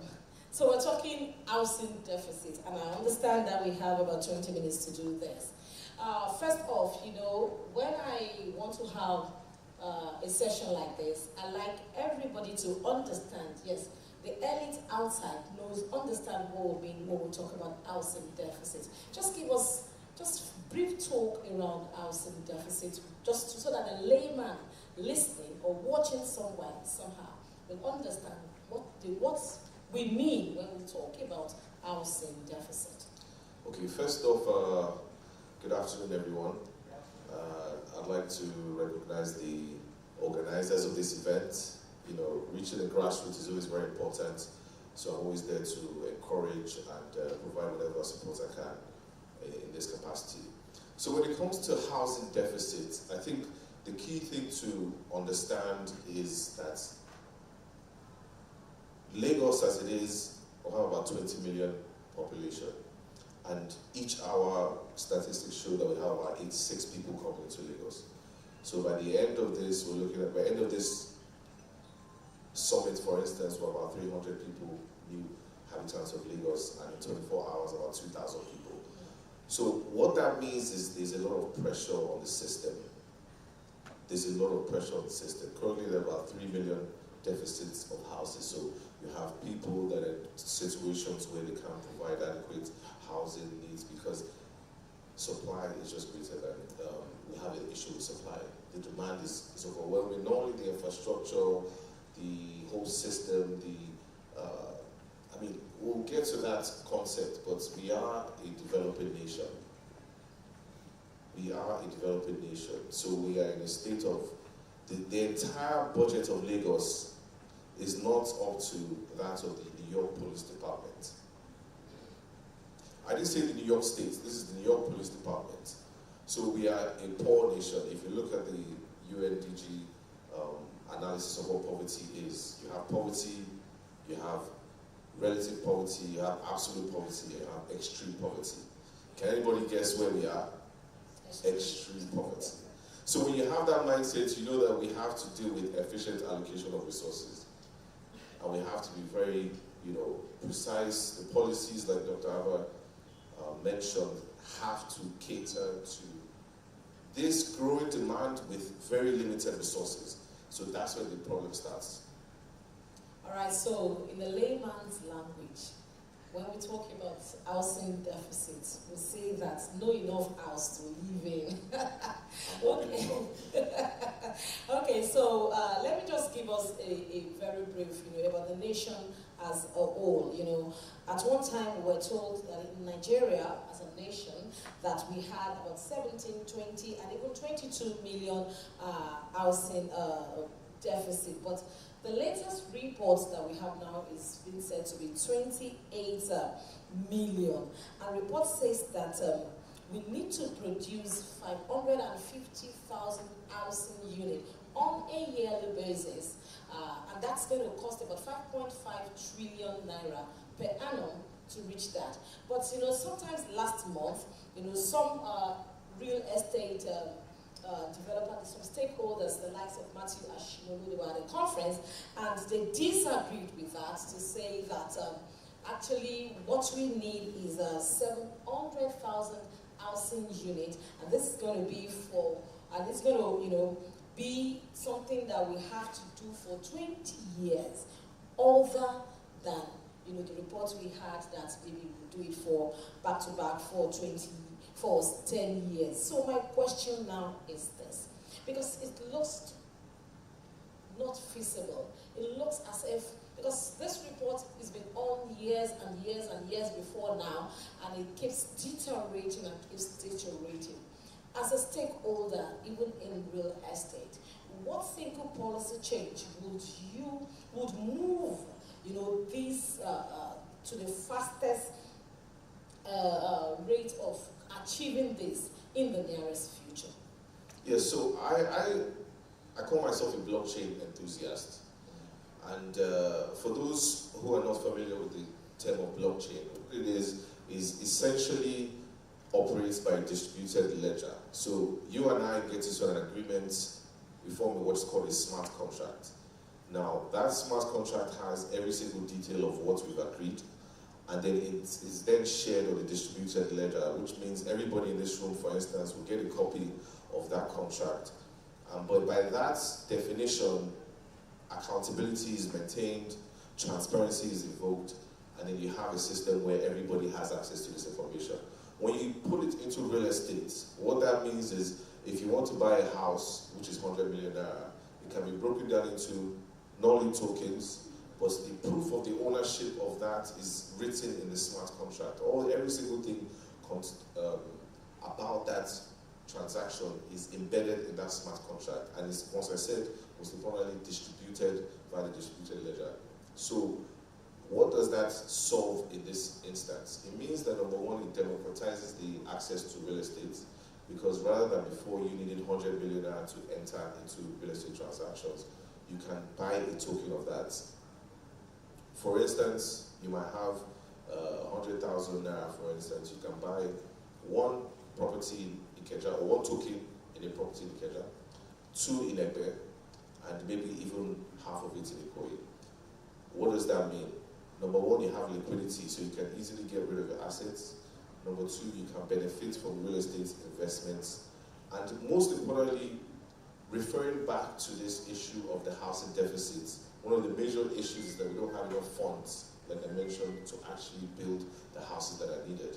So we do need alternative sources of finance, and because this is powered by the blockchain, the Web3, and it is the future, it provides a credible means to raise finance for the much needed real estate, affordable housing projects that we need.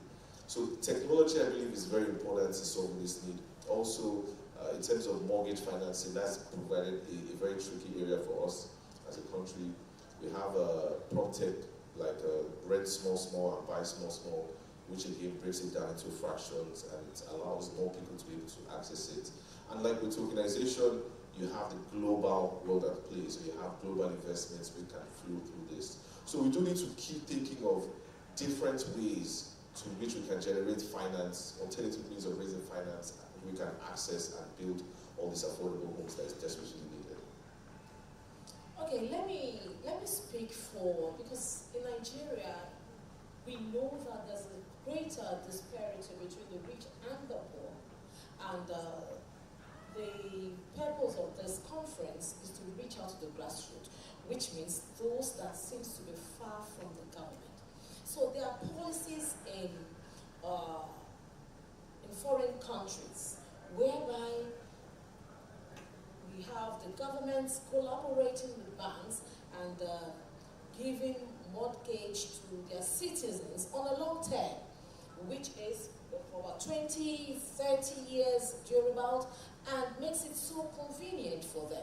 We have seen, most especially in Lagos, where the past government, they built houses, but unfortunately, it seems not affordable for the everyday man that earns his minimum wage out there.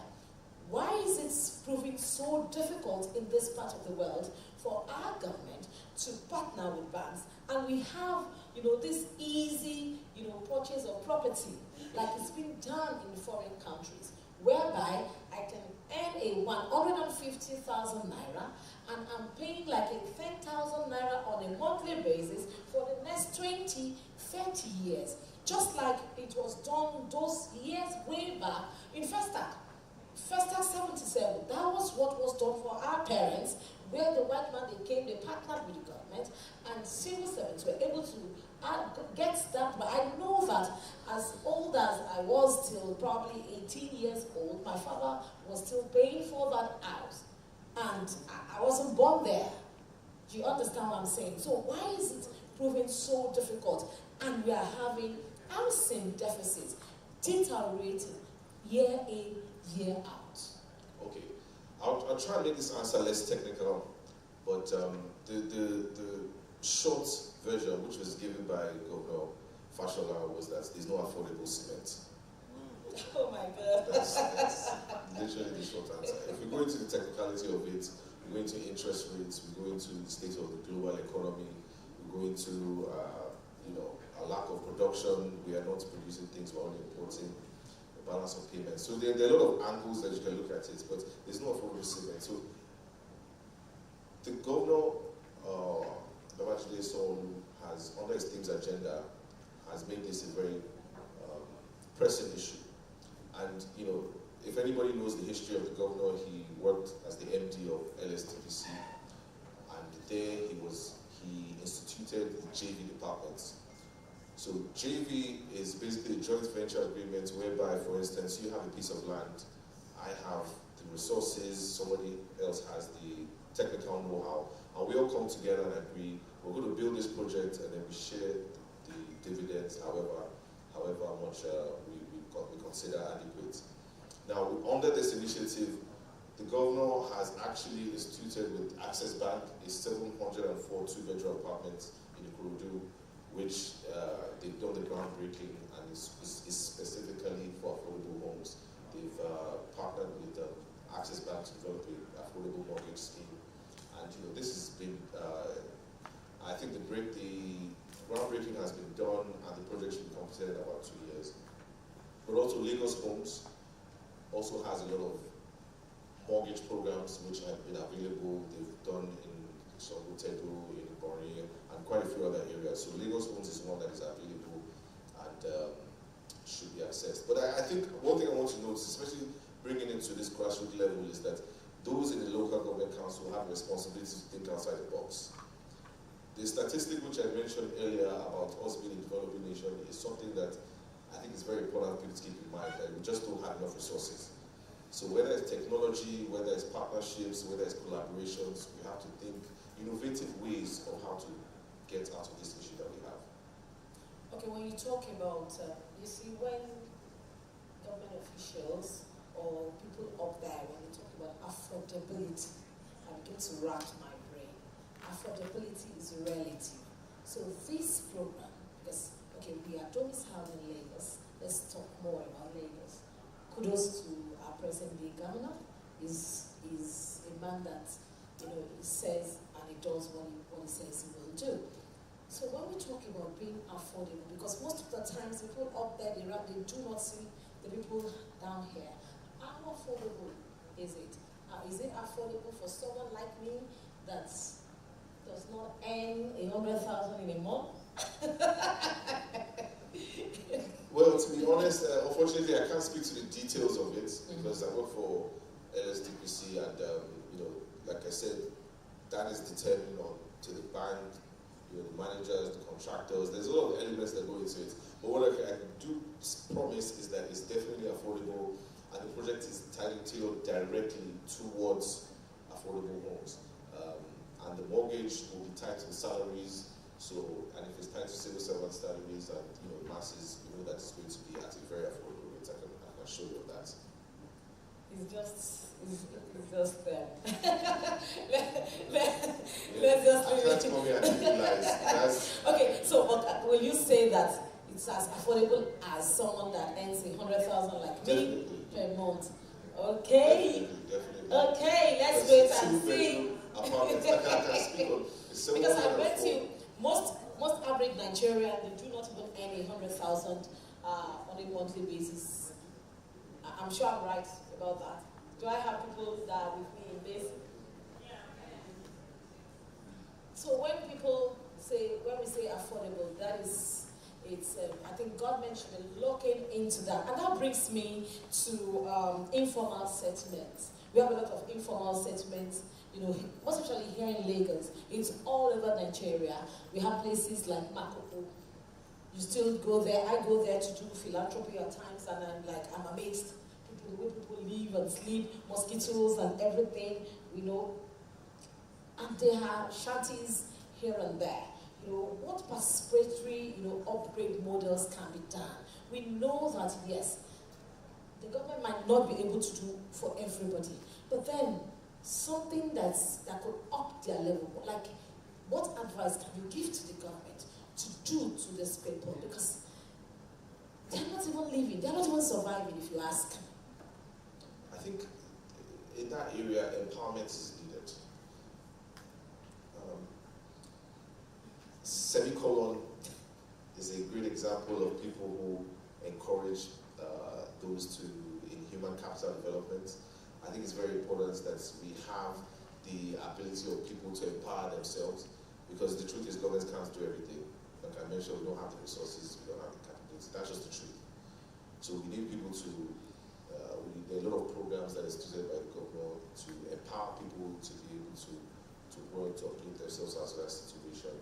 But I even want to encourage, especially people in this room, the private individuals, in whatever capacity you can, try to empower people around you. Before I started this government work, I had a foundation called Case Foundation. We focused on healthcare, education, and we have almost 100,000 beneficiaries. And the reason why this is important is because I was doing it out of my own personal capacity, not even as a government official. And if we have that mind state of trying to, seeing ourselves as government, seeing ourselves as the people, coming together to elevate those around us, we have, because at the end of the day, all these people, most of them might turn to crime, most of them might turn to the ills of society, out of desperation, out of will to survive. But we must step up in our capacity to help. The government is doing some bits, actually one of the things that has a lot of programs, especially decorated around and technology to empower people. But I'd like, especially those at the grassroots level, to step up more and to try to impact your community. Okay, is the government looking at it? Because we see PPP, the public-private partnership, in several sectors, but it seems not to be so visible in the housing sector. And I think it's something that the government should, be looking at, partnering with the local developers, the people we call developers, and making sure that there's some sort of regularization, because if there's no regularization, the way we are, we could just take power into their hands and we start the cycle again. Is government looking into that? Yes, in terms of local developers, I'm not really sure that would be the way to go, because that was just an example I cited. Yes. Is the government looking at doing something PPP in the housing sector? Yes, very, very much so. Like I mentioned, the Access Bank, 704 apartments in Ikorodu is going on. There's several different projects that the government is trying to pursue.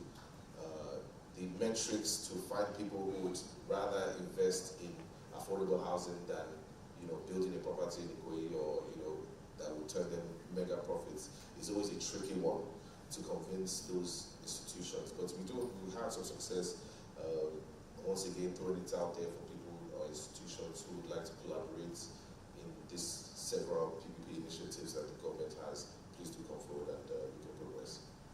So how accessible is it going to be to the common man? Because we're talking about the common man here. So how accessible is it going to be? Because most of the times, all of these things are done, and at the end of the day, the man at the grassroots is being shortchanged. Why so? Why so?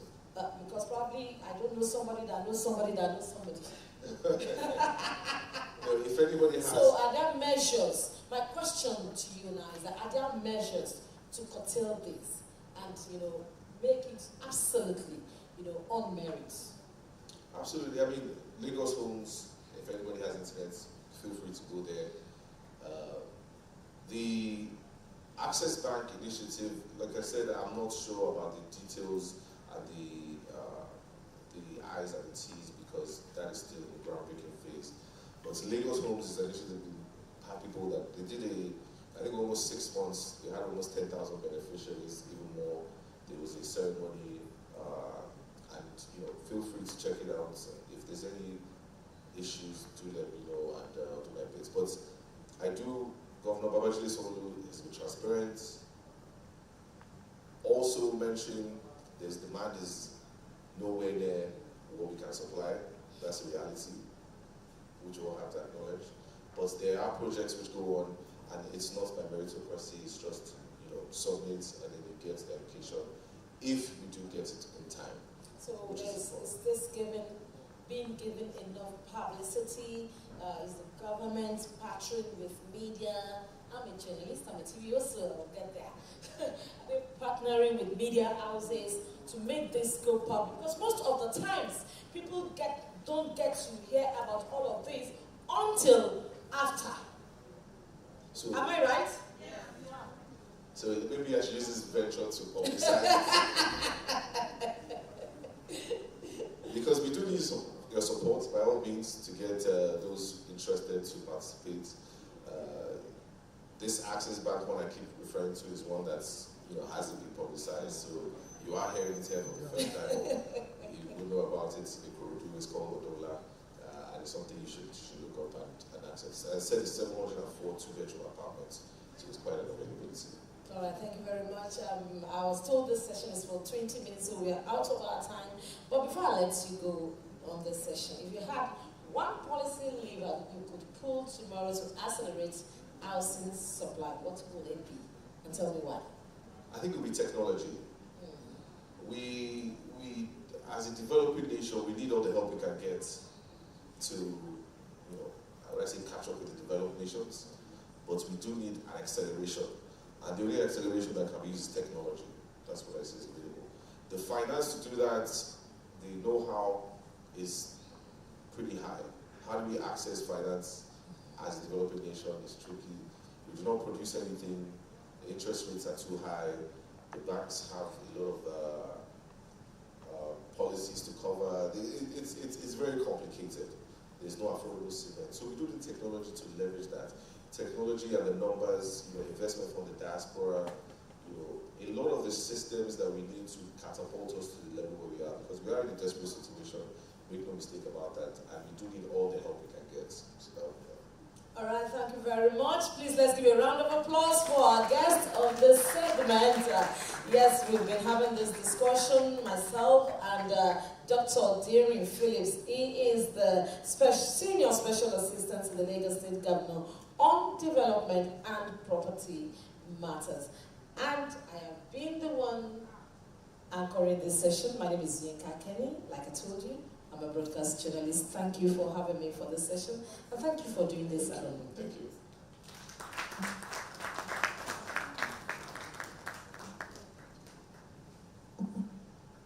A round of applause for them once again.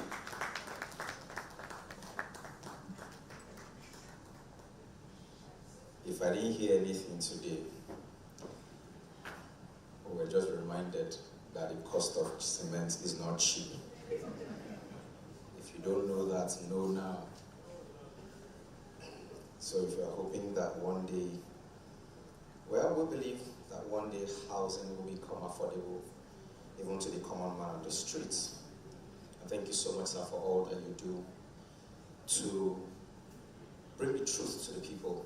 If there was one thing I learned from you today, is that all you want to bring is just the truth to the people. And thank you so much for doing that so effectively. Once again, a round of applause for Chief Miss Yinka Kenny, the amazing ace broadcaster who anchored the event. Please help me put your hands together for her as well.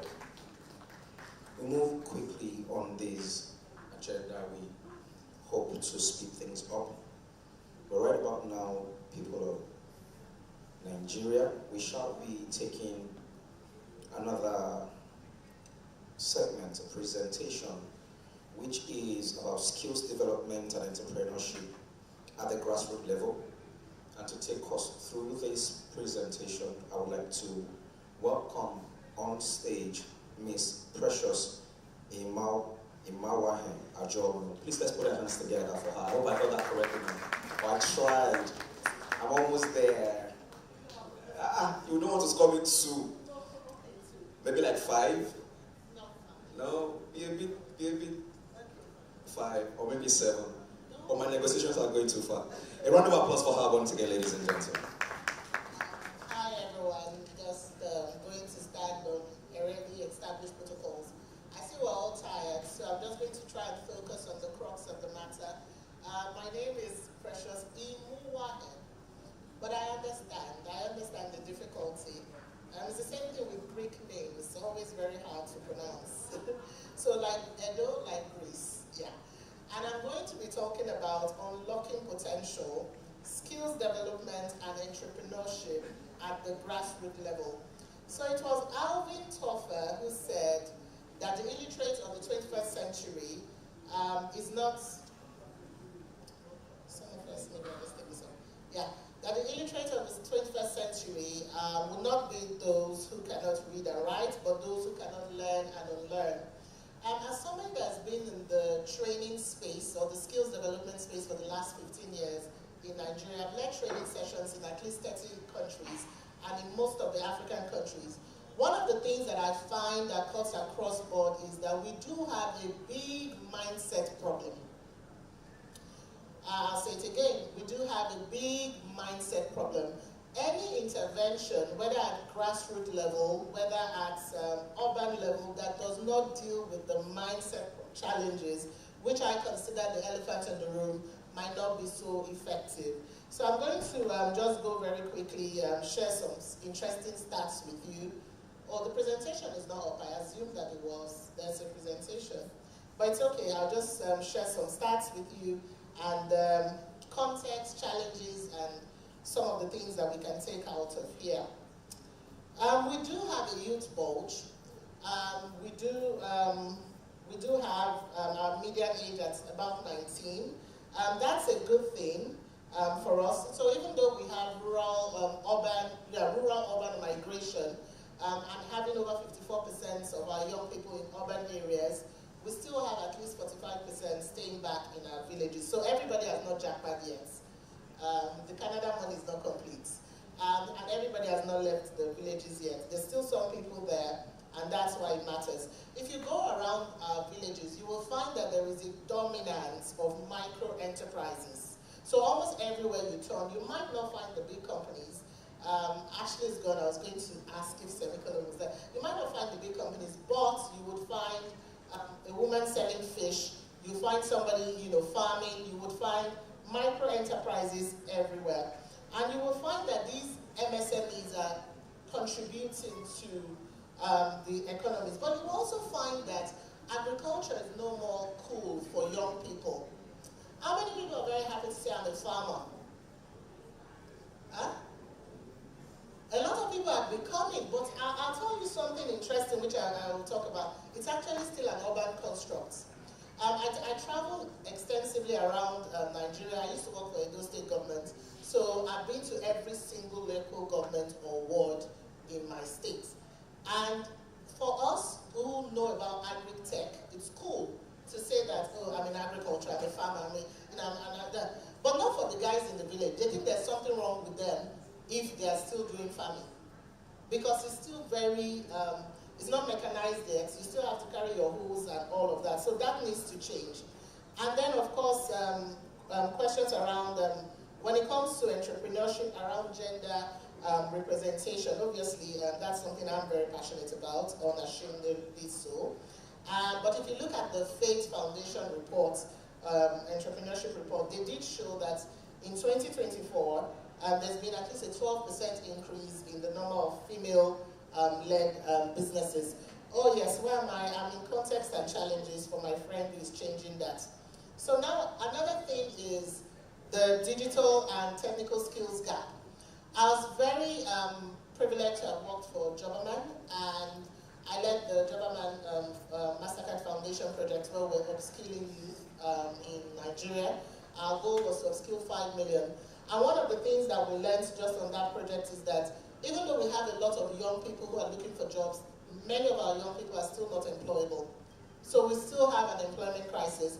I was talking to somebody during the tea break, and she was telling me how somebody needed a car to come for an interview. Literally send them, some things that you would never believe. They want to come, send a car to come and pick me up for this interview.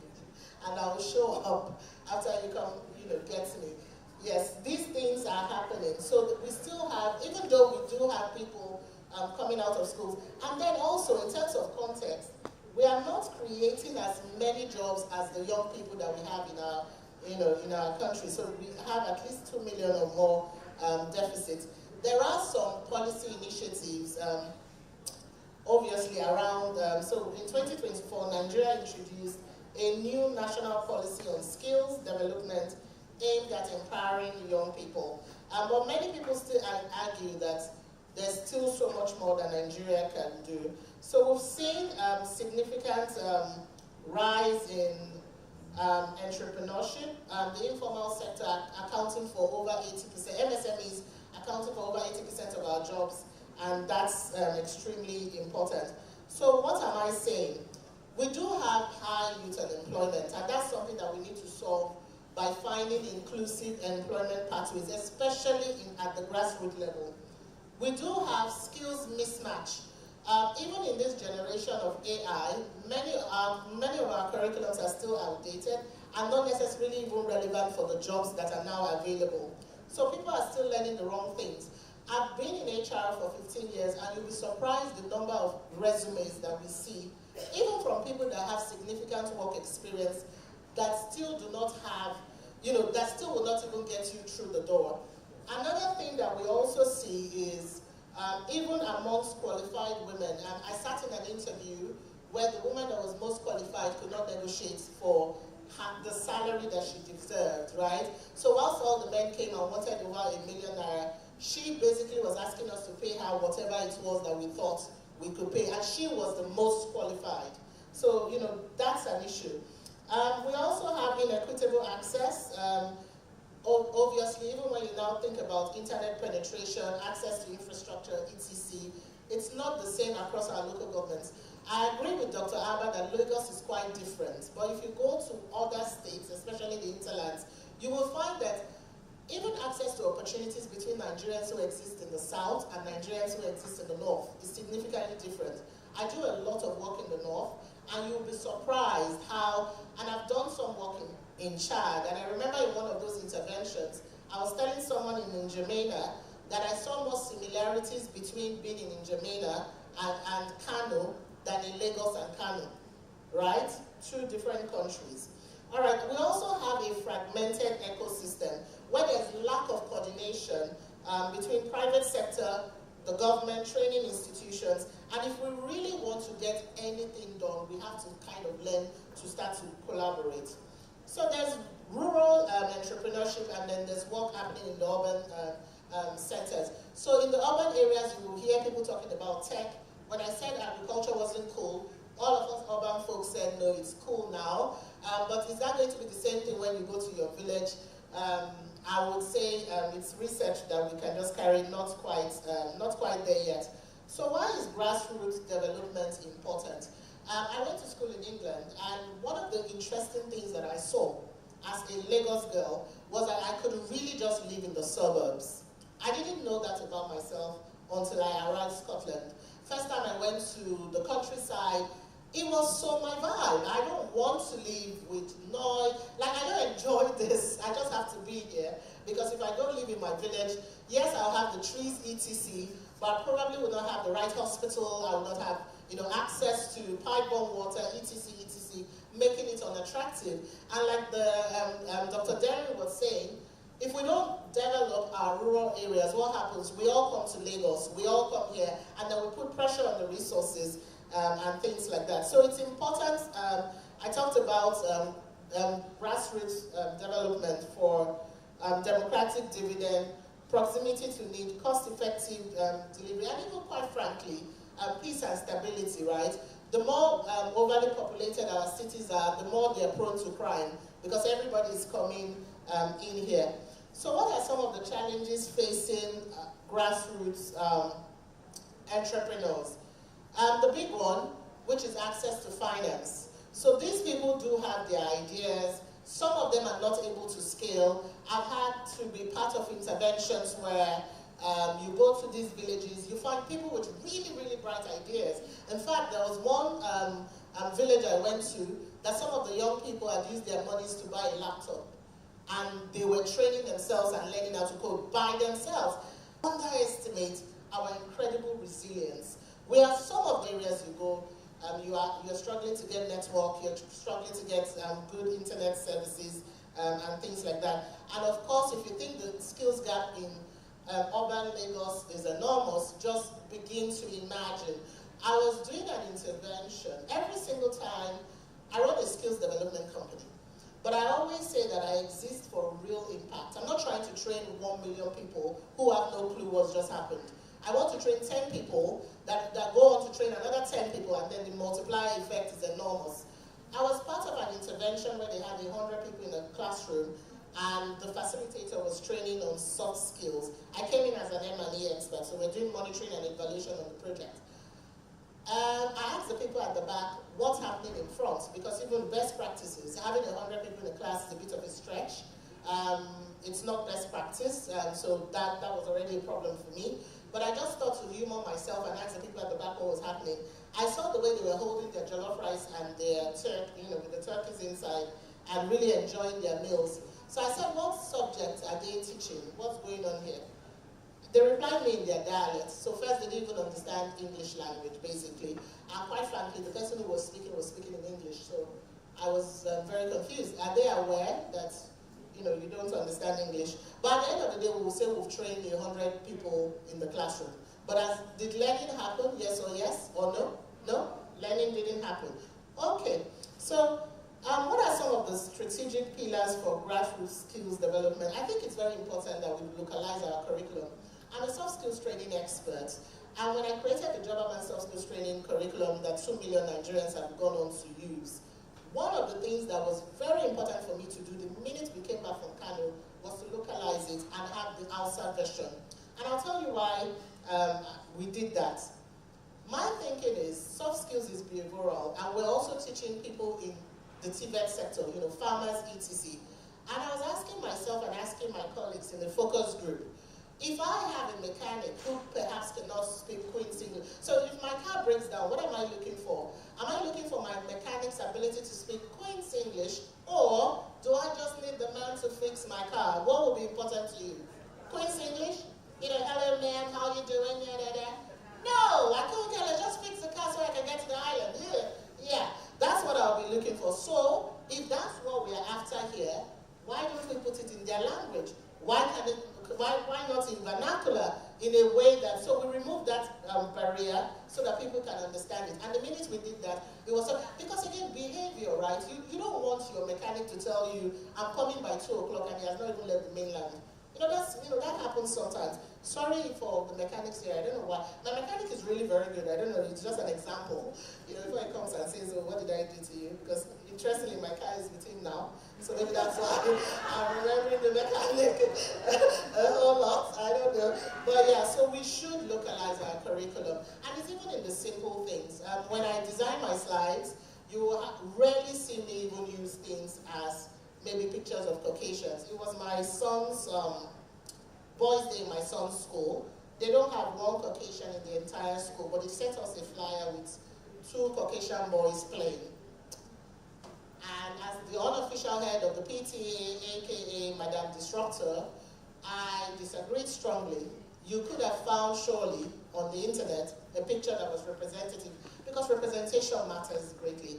And they changed it, and even the children were pleased. So EdTech integration. One of the things that we try to do, obviously WhatsApp Learn has come to stay. When I was working in government, I was so surprised. You will send, I hope I'm not throwing my government all the because I'm sure nobody's surprised. But you will be surprised, I was at least coming from the private sector, that you send somebody an email and they won't see it. If you want to hide anything from them, send them an email. Nobody's going to look at it. But send it on WhatsApp, forward it on WhatsApp, they are going to see it. And then share it with the activists as well, so that it comes up on Twitter. But no, they will definitely not see it. So we now need to think seriously about low-tech, ed-tech. In one of the entrepreneurship courses that we designed, we set up something called digital shops. So we actually train people just to even be able to sell on WhatsApp. Not just use WhatsApp as a, set up your shop, use WhatsApp for business, and start to trade. One of our classes, somebody put up a dress online, and somebody in the class bought it, and she went bonkers. She couldn't believe that could happen. So just the little things, how to set up Instagram, using TikTok, using social media to actually sell your business. Mentorship and coaching, they're extremely important. Again, all the work that we've done, our financial literacy course, we recently included something called the black tax. It's not so much of a problem in other parts of the world, but in all the 15 years of doing the things that I've done, I find that some of the people are unable to get up from where they are and really scale their businesses. It's not because they're not working hard enough, but they have too many dependents that it becomes impossible for them to make any progress. So you have to teach them how to manage that. Because almost for every one Nigerian that is working, in some cases, you have almost 5 to 10 dependents that you also have to send proceeds of your. And if you continue to run like that, this is not such a problem in the West, but it's a big problem here. And we tend to teach them how to manage. And then, of course, monitoring, evaluation, research and learning. Every time we do an intervention, and I say all the time, the impact is in the details, right? So for us, it's what are we learning? What did we do? What did we get right? What did we get right? What did we learn? And then what can we do differently? The final part of this presentation, I'm going to talk about entrepreneurship as an inclusive employment pathway.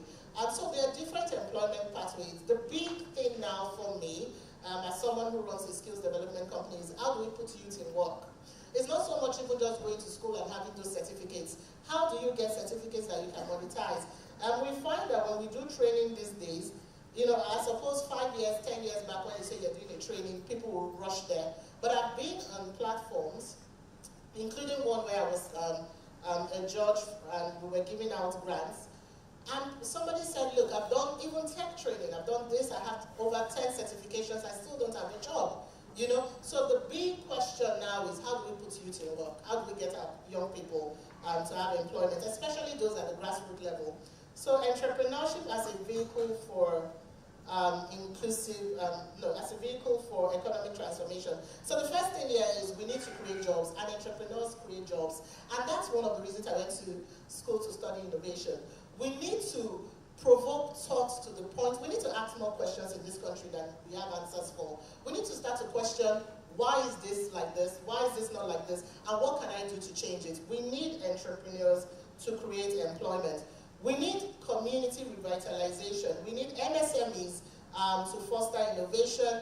And we must support, we must, I don't know if there are any representative of local government chairmen here, but we must support MSMEs to be able to innovate. And then we also need to empower our young people. One of the things I learned, especially working in Edo, I don't know if you know, but people would typically say young people there, all they want to do is 419 and all of that. I spent a lot of time understanding the structure that drove that, and you'll be surprised that even in some cases, they had such a thing called headquarters.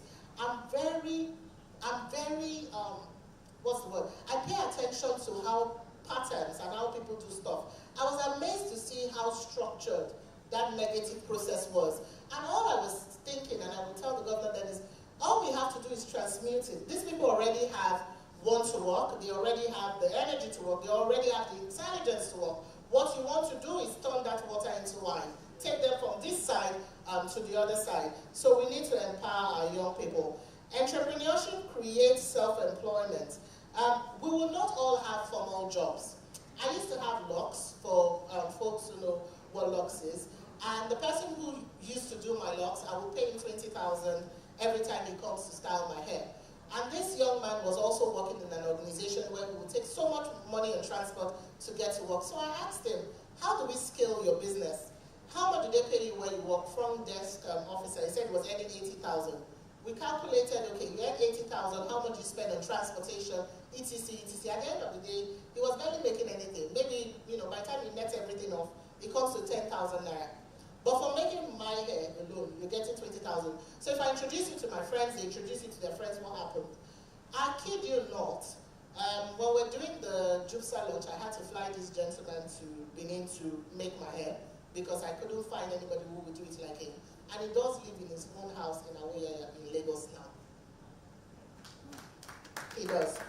Thank you for clapping. So I'm just saying, I use him as an example all the time to just show how thinking differently might change things. You'll be surprised how much those people who bake cakes make, as opposed to, you know, so there's so much that we can do with entrepreneurship. We cannot all work in the office. It also helps youth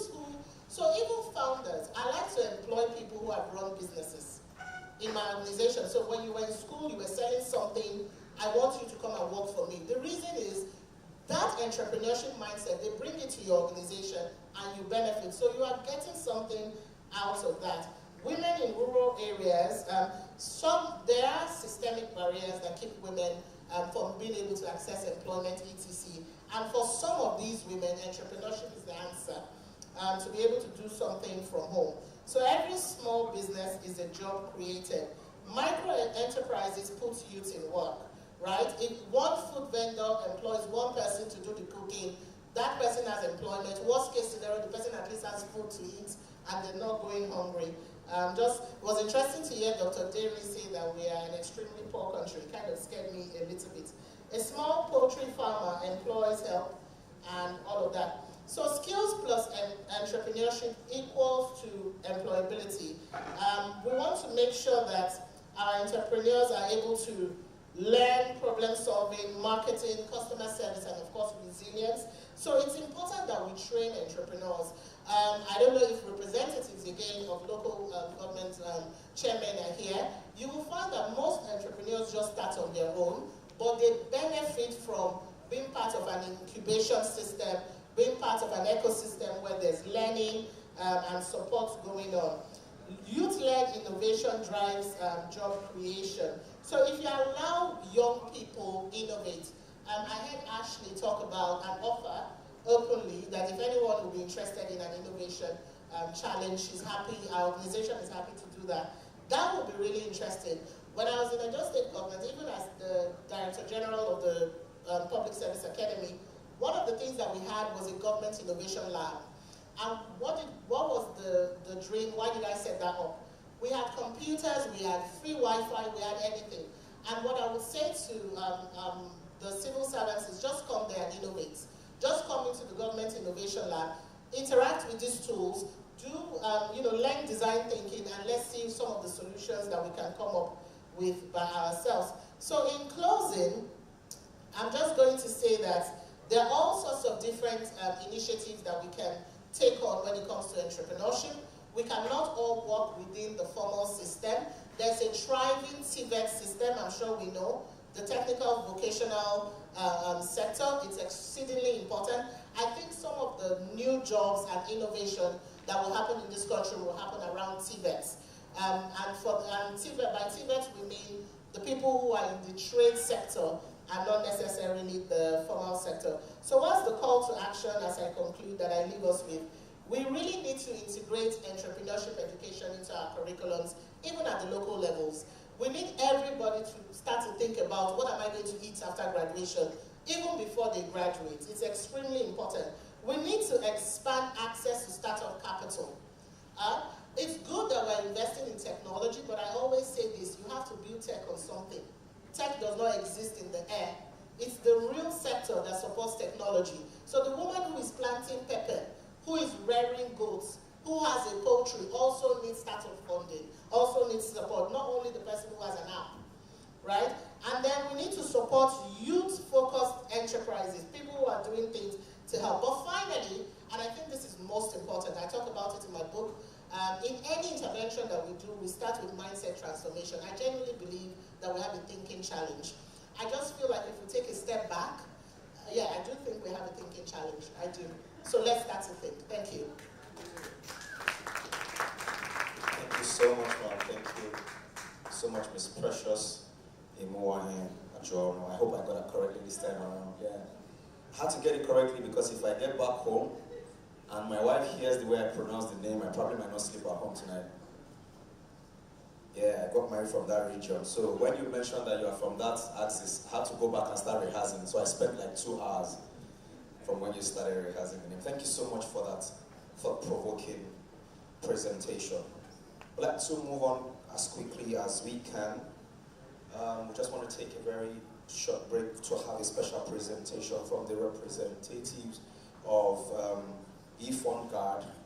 If I have them here in the room, please can you come forward for that presentation, after which we'll be having a conversation. Yes, Guard, please, if you are present in the room, kindly come up stage.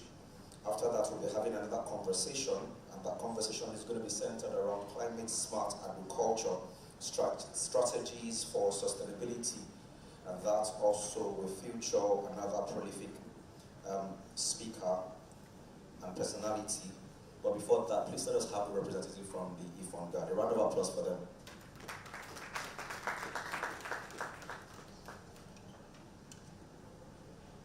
Good afternoon, ladies and gentlemen.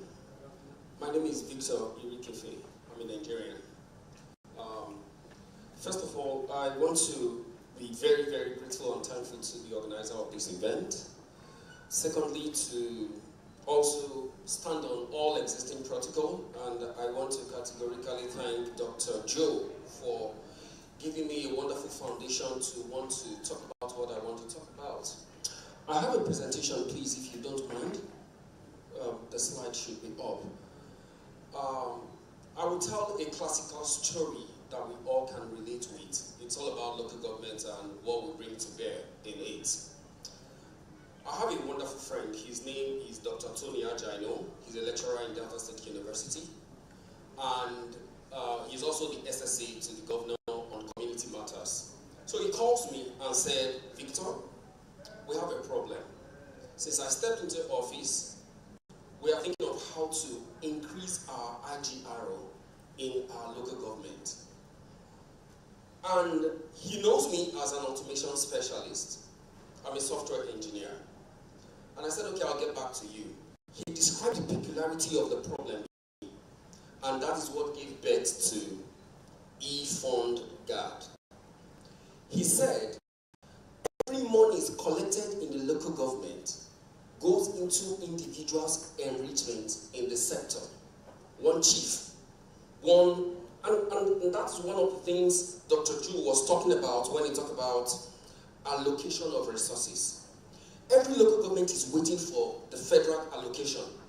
And once they deplete that, the cycle continues, they want to wait till the money comes again. But there is a lot of revenue to be generated within the local government, and nobody is paying attention to it. So I deployed a mechanism, eFund Guard, revolutionizing revenue collection. What is eFund Guard? A comprehensive digital payment solution for state local government areas. So don't wait for federal allocation anymore. How can we take this riches that is going into individual pockets? We all know what it is. When a local government chairman wins an election, he promises the area people, don't worry, the revenue within that will go to you. So they are driving cars and building houses and enriching themselves. We all know this narration. But we have changed it in Delta State. And that is what we have also come here to pitch. Please, next slide.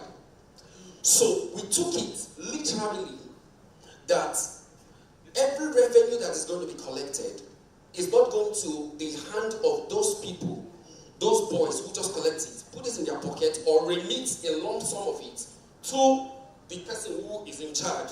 You know what I'm talking about. Somebody puts 5 boys and they have to come and remit, and the boys remit.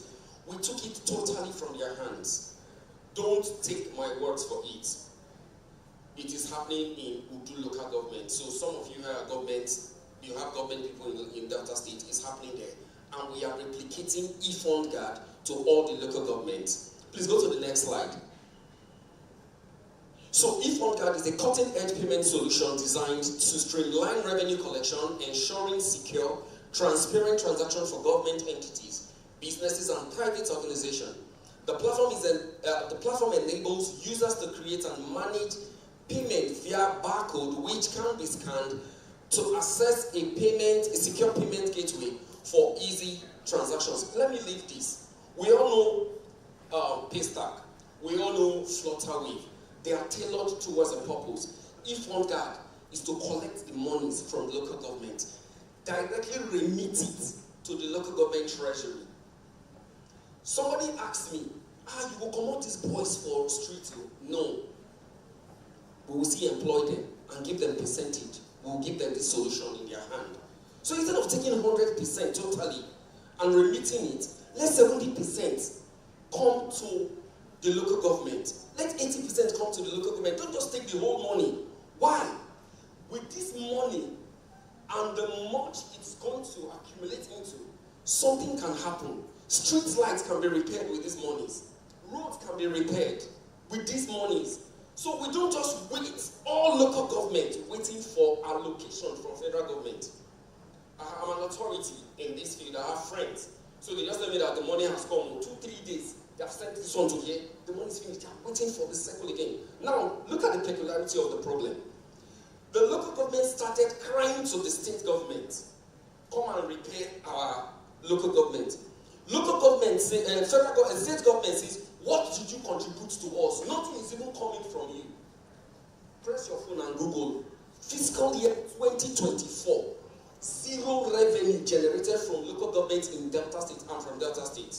So I know what I'm talking about. Nothing. So state government said, we cannot generate, we cannot give you anything, nothing is coming from you. I mean, you collect the monies and then reach the chiefs. Go and meet the chiefs to repair to build your infrastructure. It is simple. So they wanted to give back something to the government. Like, okay, let's see some hundreds of millions going back to the state government. And trust me, it is happening live already. And we can replicate that to the local government in Lagos State. Now, this proposal highlights IFONGAD key features, implementation plan, and benefits, positioning it as a transformative tool for effective revenue collection. Key points here is that it is a transformative digital tool. So these boys who are there, we'll just give them this. You cover this area, any money that comes into your hand comes through this gateway. 70% through the local government treasury, 30% go to your own personal account. So you are automatically an employee of the local government. That is also empowering these boys as well.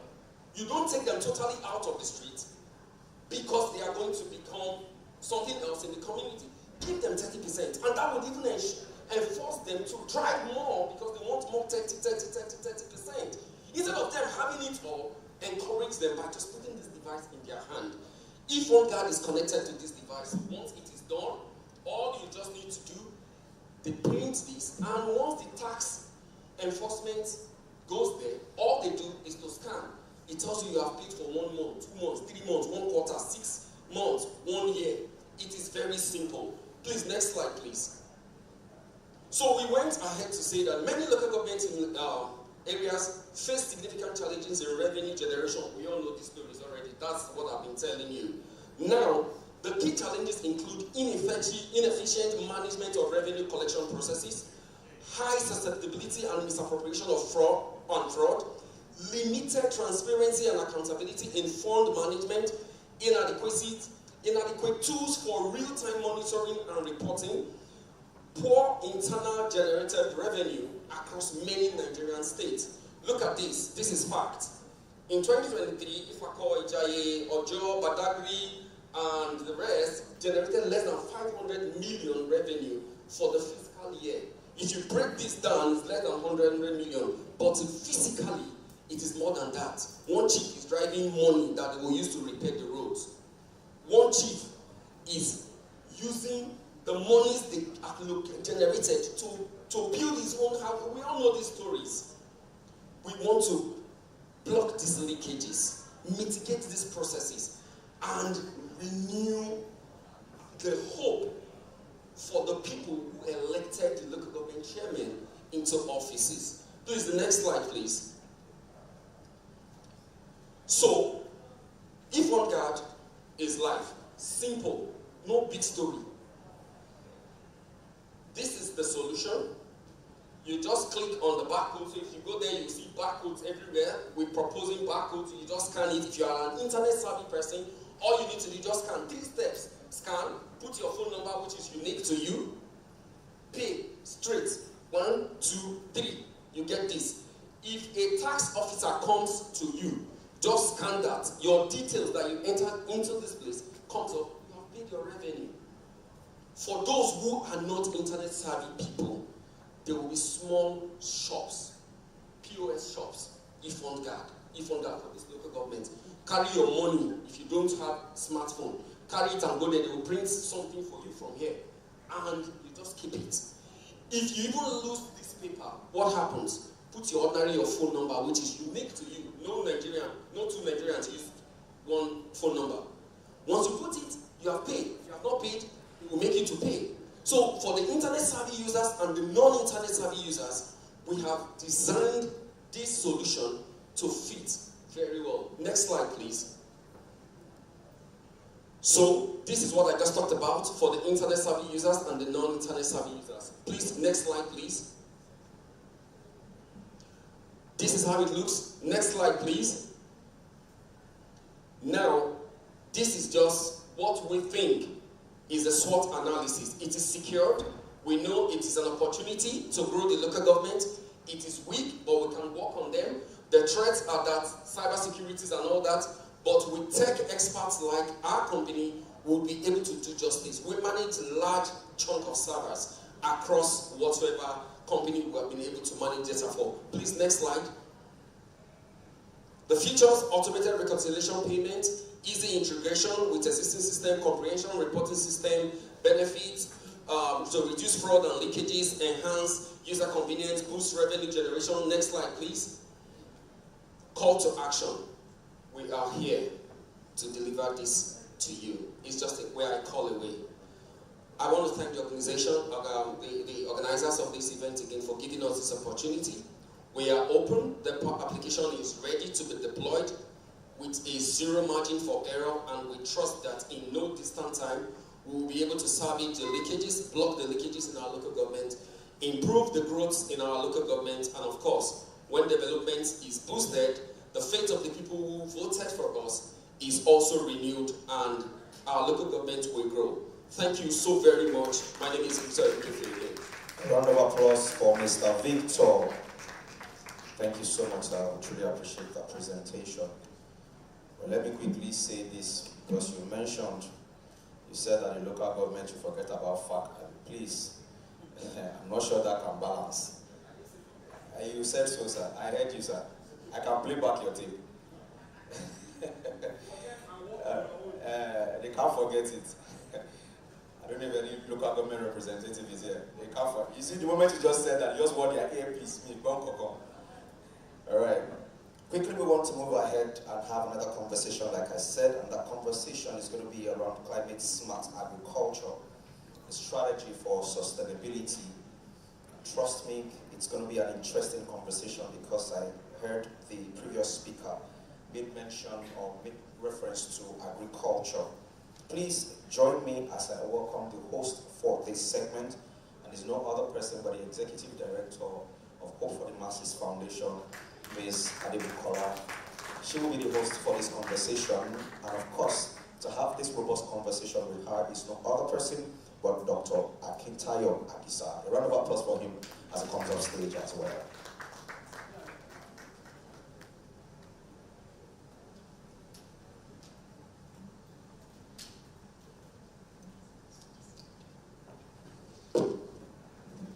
Good afternoon, everybody. Thank you for staying with us on this journey. We're moving quickly towards the end. I'd not like to bore you with Dr. Akintayo Adisa's bio. He did something to me when we met last year, December. He simply, when I said, share your contact with me, he simply passed me his phone. And I remember that the person who did the courtesy, who introduced us, is right here at the convener of Lagos Space Forum. He just passed me his phone, showed me a barcode, and said scan. So I would advise you, please go to LinkedIn and type Dr. Akintayo Adisa, and you get his bio. Thank you so much for being here today. Yes, so a little bit of clarification. We're not just talking about climate smart agriculture. We're talking about the circular economy generally, and it's very important to the grassroots, especially when it has to do with the climate action and all of that. This is where Dr. Akintayo actually plays. Let's begin the conversation from, do we need to pay attention to the green economy, the circular economy, the entire conversation about climate action? Do we even need to pay attention at all? Thank you. So first of all, good afternoon, everybody. And I'd like to stand on existing protocol. So speaking about circular economy, I think one thing is undeniable, and it is the fact that if you listen to the stats on the daily basis. People are talking about the hardship that is out there, how perhaps things are not so easy. And I think one thing that we have to start doing is thinking outside of the box, okay? So what is out there that we can basically monetize? And that leads me to waste, okay? I think there's also an interesting conversation currently going on in Lagos. If your ears have been tuned, it's this discussion about Lagos, comparison of Lagos to other climes. But I think I also like the fact that we are actually talking about it, because awareness is the first part of taking action. For you to take action, you need to be aware. If you're not aware that something is happening, you can't basically take action. And coming to circular economy, what basically is circular economy? It's basically how do you put resources back in use for as long as possible. Okay? Talking about resources, anything could basically be a resource, including waste. And how can waste be a resource? The previous speaker spoke about mindset. Why would you think that something that you should basically use, dispose of, could now basically be a resource? It's because you have reconfigured how you're looking at it, how you're thinking about it. And I mean, there's an office for circular economy in Lagos headed by Mrs. Titi Oshodi. And they've been doing quite a great job in terms of telling us about how big this circular economy space is. I mean, it's a couple of billions of dollars per annum that is currently untapped. Absolutely, a couple billion. So basically, all we have to do is change the way we look at the waste we generate, and we can basically start to monetize it, especially for the young population. I mean, Africa is an example, West Africa as well.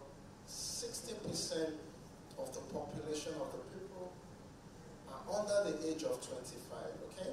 So now imagine, and everybody keeps talking about the government. You want the government to create jobs, do this and that. I mean, for the government to be able to create sufficient jobs for those people, just think about how big the economy has to grow to absorb them. Currently we're growing only about 3%. So really you have to realize that you can't look up to the government to do everything. We need to basically start to be innovative and start to harness some of the resources we have around us in the context of waste and start to monetize them. But you're talking about waste, and somebody is listening here, whether online or present, and saying waste is dirty. I mean, it's waste. I mean, are you not talking about those things that people make? Do you know how Nigerians react? I mean, you and I, how we react to those people who pick our waste, the scavengers and all that. Are you telling us that there is money in that's it? Exactly. I will give a couple of examples. He's a waste man. I don't know if you, I mean, obviously, a lot of us, or perhaps everybody, has sockways in their home, because one of the characteristics of living things is we must generate waste. The day you stop generating waste, you are dead, basically. I mean, if you remember Mr. Niger D, characteristics of living things in integrated science. And I remember growing up, you know, these trucks that evacuate the waste, there's a guy called Otumba Gaddafi. This was the man that basically brought in mobile toilets to Lagos. And there used to be a slogan. He said, cheap business is serious business. And that man is so bloody rich today, simply because he realized that. And if you also remember, when we were growing up, there used to be these guys who used to come around and pick scrap metals. Honestly, we looked at them like, you know, who are these guys? And they were given several names and all of that. But these were the pioneers of circular economy then, because these guys realized that this junk metal or whatever, it had a second value. And they started collecting and picking them. They would basically remelt them and put them back, you know, into the loop. So again, I mean, like she said, I'm in the waste space. And it's again about a mindset thing, right? The fact that you can basically monetize this aspect by changing the way you look at it. I mean, I asked two questions. The cans, the Coca-Cola cans, when you're walking around, just try to train your eyes and say, can you find a can in the gutter or somewhere? The answer is no. You would very, very rarely find those aluminum cans because almost everybody knows that there's a value attached to this, and they would, in fact, they would almost pick it up before you finish drinking whatever you're drinking. So now, for the other items, if we can basically understand and identify the value that is attached to it, then we can put that same energy and drive into basically mopping them up and channeling them into, you know, these streams that can basically reuse them and repurpose them into making other items. So it comes to the conversation about local governments. There are lots of empowerment projects that are done for young people. And if I look at the generation of young people, I personally do not see them, you know, embracing wholeheartedly this idea of turning waste into money. Is there a way you can make it juicy? Can we explain it a little bit to the local government here present to understand that this can actually be a juicy offer, you know, for young people within their various localities who rather would stand by the roadside and hail the chairman passing, come to the local government to beg for something or the other. Can you make it juicy a little bit, and let's talk about that? I think a lot can be done in that regard in terms of attracting more people into the sector, just as you do with various other professions. I mean, you would often hear about how can we encourage more girls to study science and engineering, and it's the same here as well. And in this regard, we have to create what I would call proof of concept, okay? We have to demonstrate to people that, look, this is valuable, and you can actually earn a decent living from this. So there is actually a waste recycling entrepreneur called Recyclers. People may not know them, and what they do is they employ people.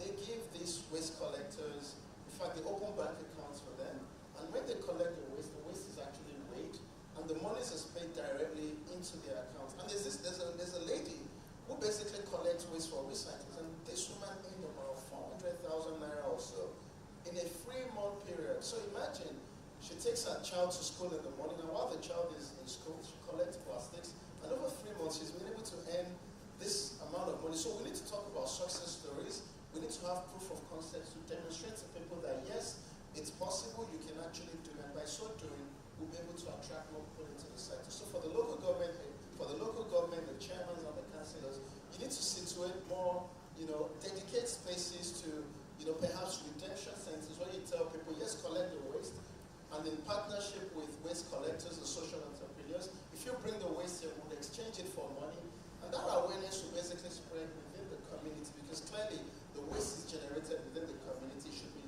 collected and also transformed within that community into resources. And now let's talk about the money that's in it, because everything is more attractive when you talk about money. You just spoke about 400,000 naira. What kind of expertise is required to begin to earn that kind of money? I mean, there is no empowerment scheme that is more than the 100,000.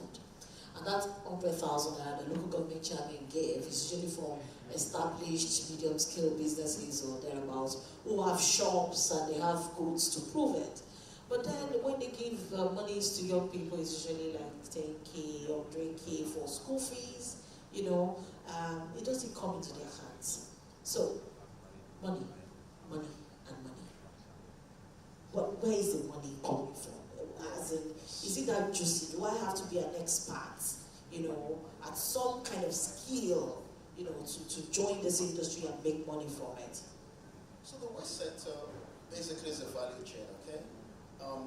And I use the word value chain, meaning that there are various sectors of activities taking place, obviously, along the chain.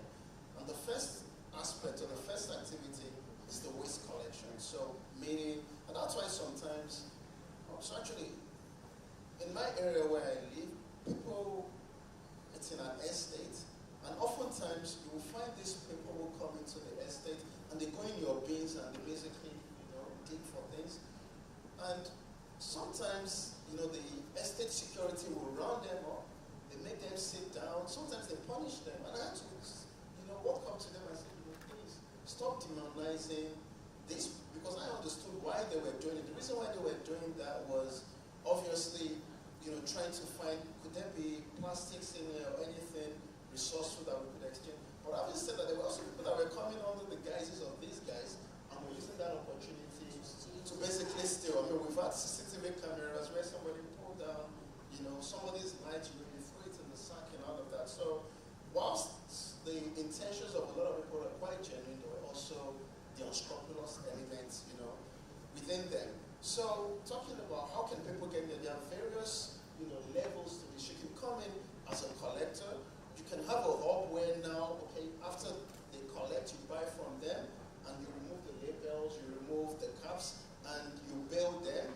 Or also, you can then be further a processor. So as you go up that value chain, clearly the barrier to entry could be a lot higher. You need higher levels of investment. So everybody can basically decide according to their capabilities or access to funding on what part of the chain they would like to play. But talking about this woman who was earning about 400,000, she was basically just collecting. So if you're hardworking, you can basically just pick up waste and you can earn well above minimum wage by doing so. Are you open to partnerships? Absolutely, yes. Please give us the address of your home so that people can come visit. So basically, we currently signed a letter of intent with the Lagos State government at Abule landfill to collect flexible plastics from there and transform them into feedstocks for the chemical industry. So currently today we're having a proof of concept facility there. So you can go to Abule landfill. Anybody here ever visited a landfill? Mr. Gilbert, you don't count. Anybody ever visited a landfill? Because usually when they talk about landfill, people feel that very dirty place, as in me lying. Well, thank you so much, Dr. Niggsa, for sharing your time with us and telling us that there is money even in waste management. Thank you.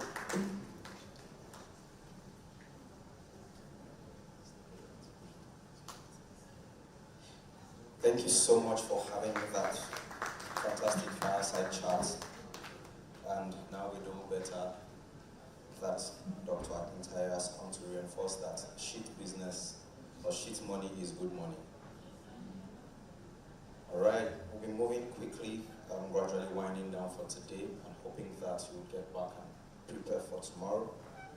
But I also would want to reference one of the sessions that was taken, especially that of Ms. Precious. And she mentioned, I think it was Ifon Gad who spoke about data. And whilst they were saying that, somewhere in my mind, I said the king of data is seated here. The one who mines data that we also mine is seated here. And right about now, he will be coming up for the presentation to talk about the power of data collection and impactful and accountable governance. Please join me as I welcome the Country Director of Budget. Let's put our hands together as we welcome Mr. Gabriel Okeowo.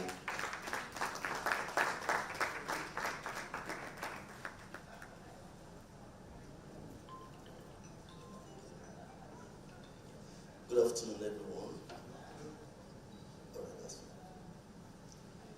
Thank you for this opportunity, and a very well done to the organizers. And I know it's been a very long day, so I'm going to do well to run fast on this. But I was given a topic to speak on the power of data collection for impactful and accountable governance. If you have my slide, you can have it on. I will use it towards the end. I will just speak and then use towards the end. I work with Budget Foundation, and for many people that knows our organization, we thrive on data, believing that governance is not possible. Effective governance will not be possible without data. Data first about ourselves.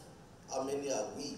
A government that is serious wants to even know what is the population or what is the number of persons that's leading.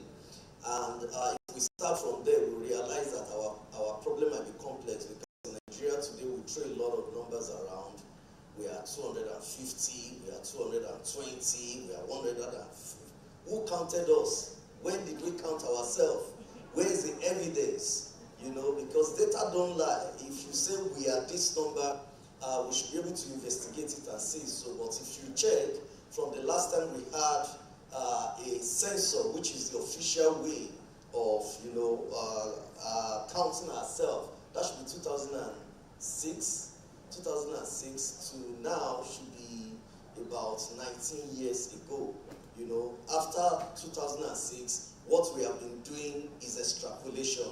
Oh, if our number of deaths is this, and we extrapolate this number would have died, and then we are going to be this number, and that is how every year we say we are 150, and then we move to we are 180, and then we are 200, and now we're already playing with 250 million people in Nigeria.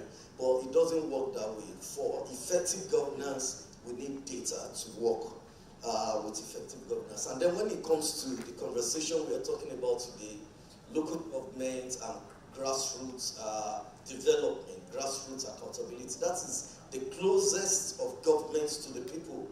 And if we do not know ourselves at the national level or at the state level, the minimum, right, that we can do is to be able to identify ourselves at the local level, right, in such a way. I mean, years ago when I started this career in development sector, I remember that we work in communities where when we are conducting community mapping, you will go to the palace of the traditional leader and they will be able to show you the map of the community and be able to show you how many households is in the community, how many numbers of people, as local as that, right? But as we get modernized, as we get urbanized, we began to lose all of our sense of communalship. We began to lose all of our sense of working together for the development of the community that we are serving. And then data is also very important, particularly when we talk about distribution of resources or distribution of benefits, right? If we do not know, if we do not have data about ourselves, about who needs what, and what is the priority of needs, we will not be able to channel resources efficiently. And I will tell you, one of the things that we suffer in this part of the world, I mean, just earlier today, this morning, if you are online and you are in tune with the news, you will see a report that will release this morning, just this morning, that from the budget the president presented to the National Assembly as a proposed budget to the budget that came out from National Assembly and that has now been signed into law, there were 11,122 new insertions, right? Now, it is, I mean, because when you look at those new insertions at the surface level,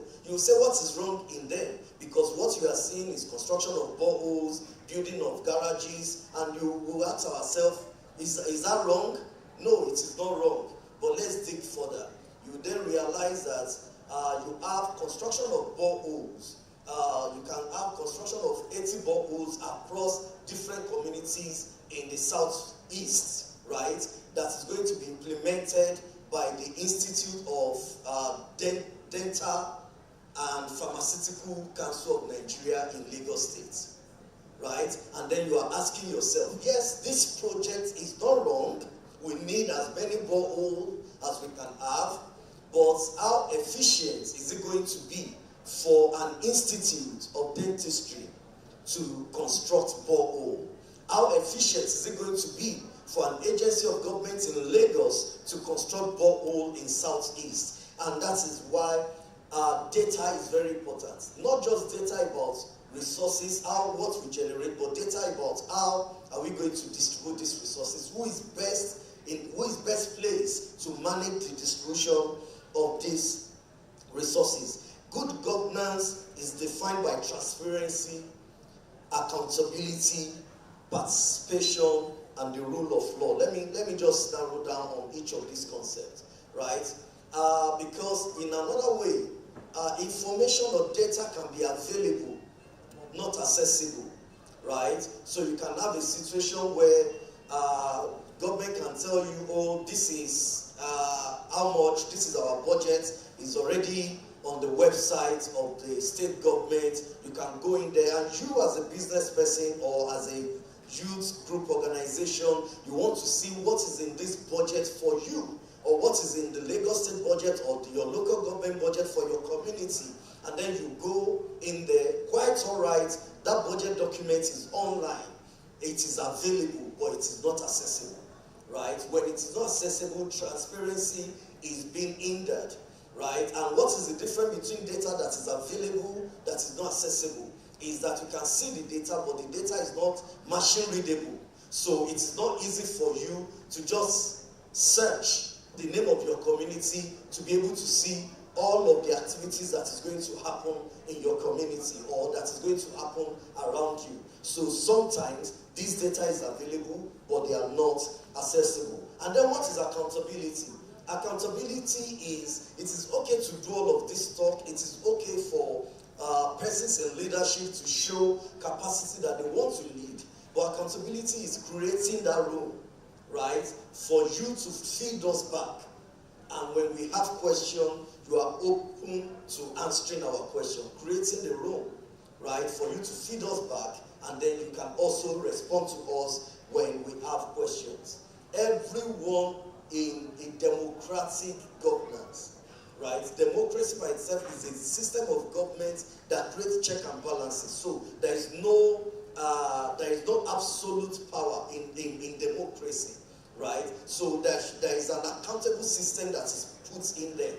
At the minimum is that all of us cannot be asking our state governors questions. All of us cannot be asking the president's questions. And that is why we have representatives. At the state level, we have people that are representing us that should be able to protect our interests and speak for our interests in the state houses of assembly. The same thing at the national level. But most of the time, these persons that are meant to represent this number of us, we get to that chamber and then they completely forget about who they are meant to be representing. So there is no system for them to feed us back, to be able to say, oh, you asked me to represent you in the last 30 days, in the last 3 months, this is what I have done, this is what I'm planning to do, and this is what is coming to you. And then creating a system for us as a community to be able to say, this is our need, what are you going to do to it? And when the system is not there,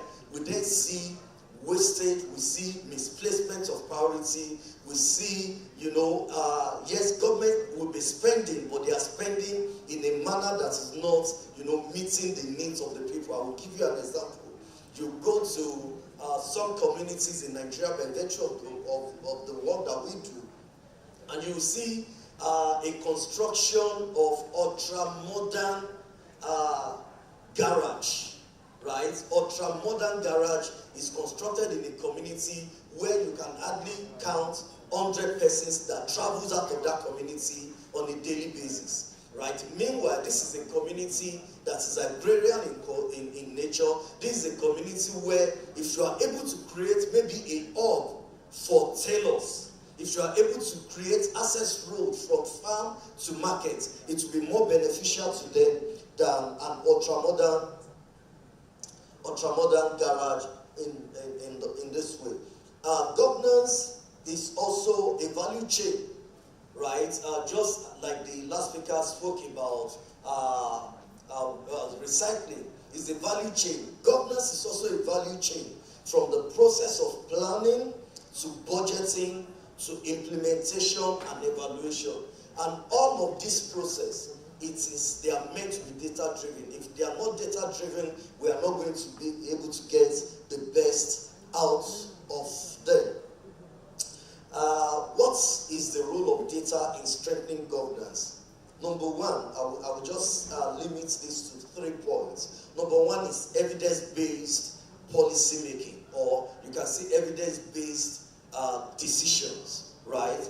When data is available, right? When data is available, it allows governments to be able to take decisions that are informed. And I live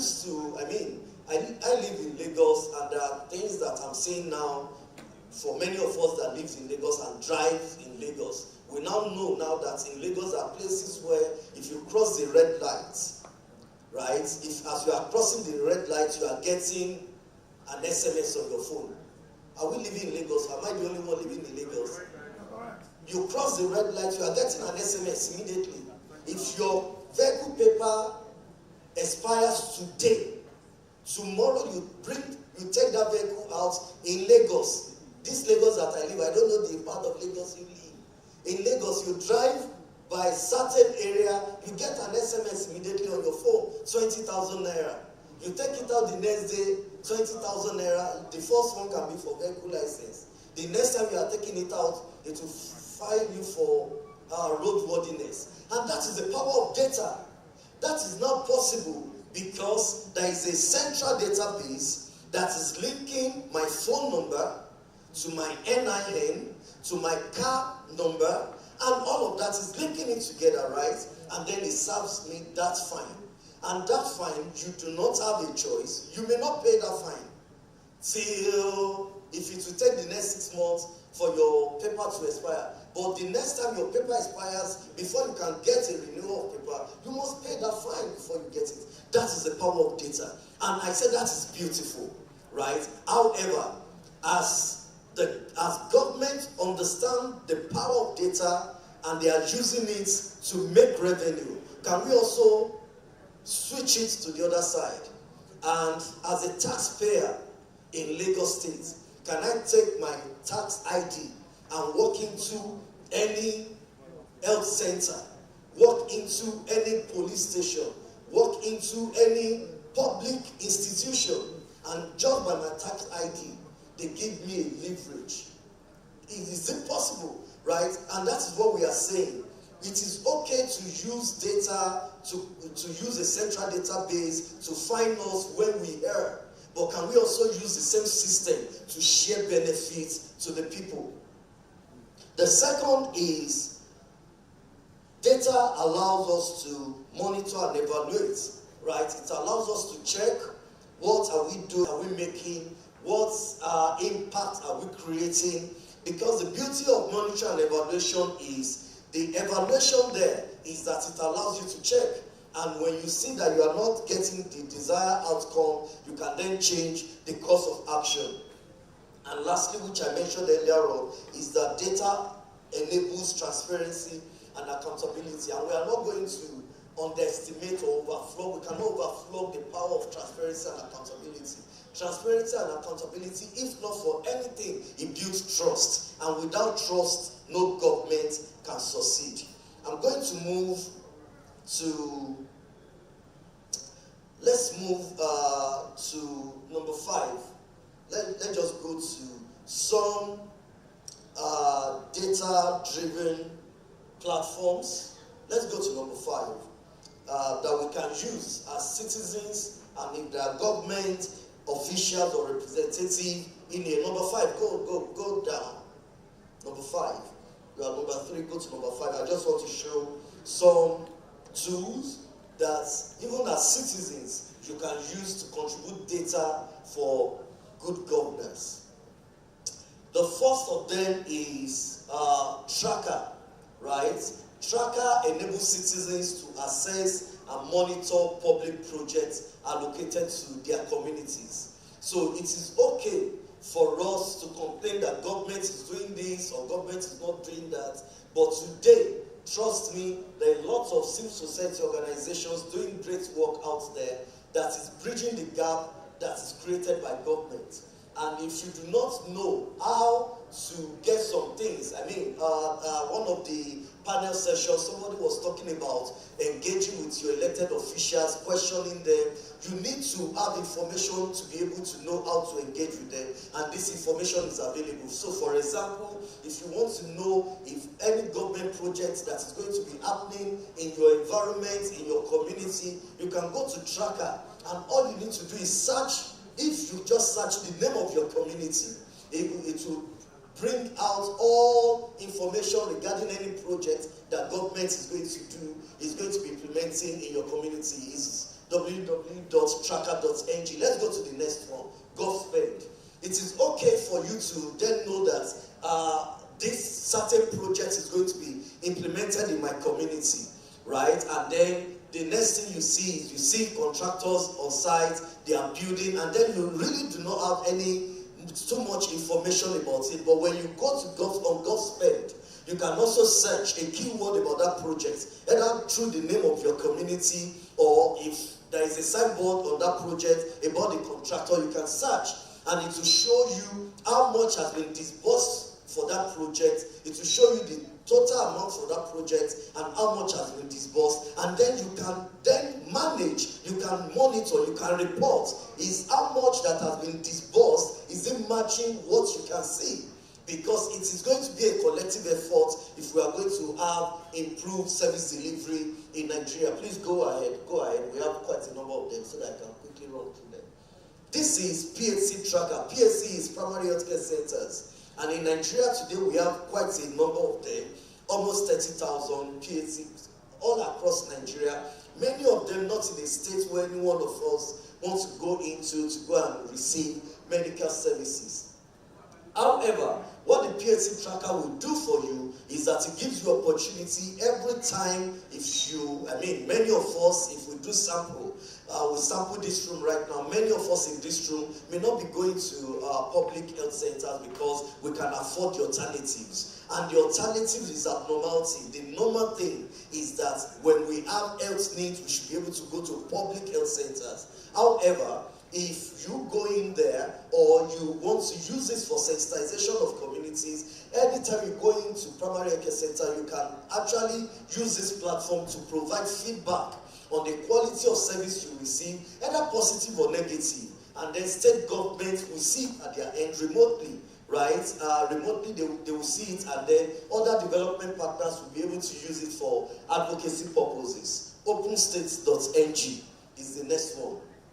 In OpenState.ng, so there should be no reason why anybody will say I do not have access to information about my state government. Today, standing here, if you go to OpenState.ng, you are going to find all budgets of the 36 states of Nigeria. In there is already there. If you go in there, you will find the implementation report of budgets on a quarterly basis is there. If you go in there, you will find the audit reports of each state, it is there, so that you can know if they said they spend this, you want to check. If you want to engage, we have been encouraged to engage with governments and interact with them. You need information to be able to interact, because you cannot walk into my office and you just want to talk blindly, right? Then the last one, I believe, is it the last one, but this is me.budget.org is like the most important of all of these tool that I'm showing you today, because this allows you to see the allocation and disbursement from federal government to your local government. It allows you to see. Somebody mentioned earlier on that local governments are receiving at the minimum 250 million monthly. I would say that was pre-2023. From 2023 till now, I doubt if any states, if any local government is receiving less than 300 to 400 million on a monthly basis. And I'm talking about 400 million is for local governments in the back end of somewhere. If we are talking about local governments in our clime here in Lagos, we are talking about billions. Many local governments in Lagos are in billions. You can go in there, me.budget.org, you will see how much, when you register, as a matter of fact, every month when new data is updated, it sends you an email notification telling you that a new data is available for your local government. You should go in and check. I'm going to round off by saying that if we must harness the power of data for governance, we need to begin to look at institutionalizing data culture in government. I really hope that there are government officials, I wish that there are government officials in this room, or the snippets of the recordings of these events will be cut, into smaller bits for advocacy purposes so that they can hear this, because we need to institutionalize the culture of data for governance. We also need to build capacity in many government offices, both at the local level, at the state, or at the federal level, the capacity to work and interact with data is not there. And then we have to embrace legal and ethical framework. We have a lot of legal and ethical framework already existing for data, but we need to innovate, we need to respect them. Data protection, data privacy, these are issues that we cannot joke with when it comes to data for governance. And then citizen engagement, right? Citizens from our side, I belong to that community of citizens. From our side as citizens, we must be interested in government, we must be interested in the activities of government, and we must learn to use data to our advantage. And that is why I showed us some of the tools that I showed us here today. And then we should then, for government, they should create room for feedback mechanism, right? Any government that do not create room to be able to hear back from their people is not a government that is willing to grow. And I really hope that the interactions we have had here today will contribute to local government and grassroots development in our country. Thank you very much. A very resounding round of applause for Mr. Gabriel. Thank you so much. Like I said, if you need any data, consult budget. If you have a budget on your side with respect to data gathering and mining, you would not go wrong. I've subscribed to some of those platforms and I know the allocation that comes to my local governments. The only question is if I've gone to go and prove how the money is spent. Thank you so much, everybody, for being part of today's conversation. From the very beginning, the opening, national anthem, the presentation by Dr. Joe Abba, and every other conversation that has been held here today. We truly want to appreciate you for staying with us up until this time. Please do me a favor, help me put your hands together for yourself. And I'm not saying you should clap for the person on the podium, I say for yourself, for your resilience, for your patience, and for staying true to this very point. I would also want to appreciate the board members who are still seated here. Thank you so much for still being with us. Chief Mrs. Raleigh, thank you so much, ma'am, for being here. Dr. Oluwayomi Ute, thank you so much for also staying back up until now. All of our invited guests and speakers, we truly appreciate you. Every single person who has stayed up until this time, we truly want to recognize and appreciate your presence. The representatives of the local government chairman who are seated here, we truly also appreciate you.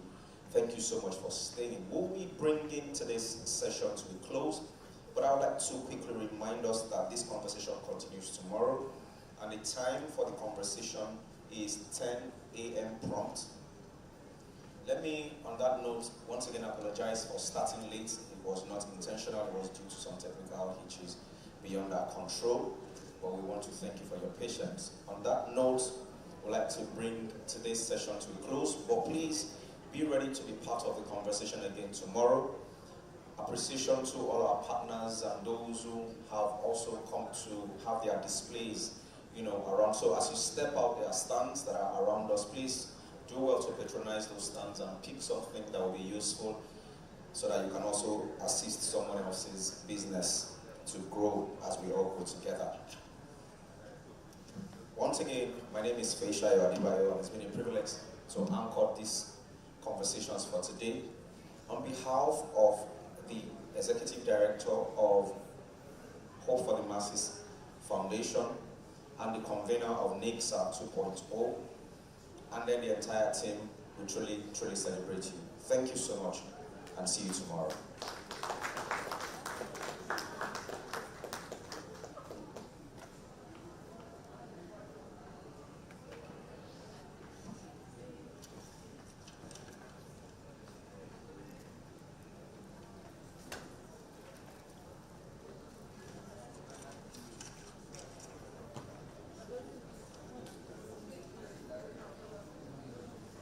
I'm sure as you step out, the paparazzis and those on the red carpet might approach that you take pictures on the red carpet. Please, let's oblige them so that we can have some shots there as well. The photographers are also asking for a group picture with the ED and the board members that are present here, as well as some of our guests who are still present. ED, please. ED, they would oblige them to have a group picture with the board members. And then the guests that are still present. Mr. Komelawa, please. Mr. Komelawa, please.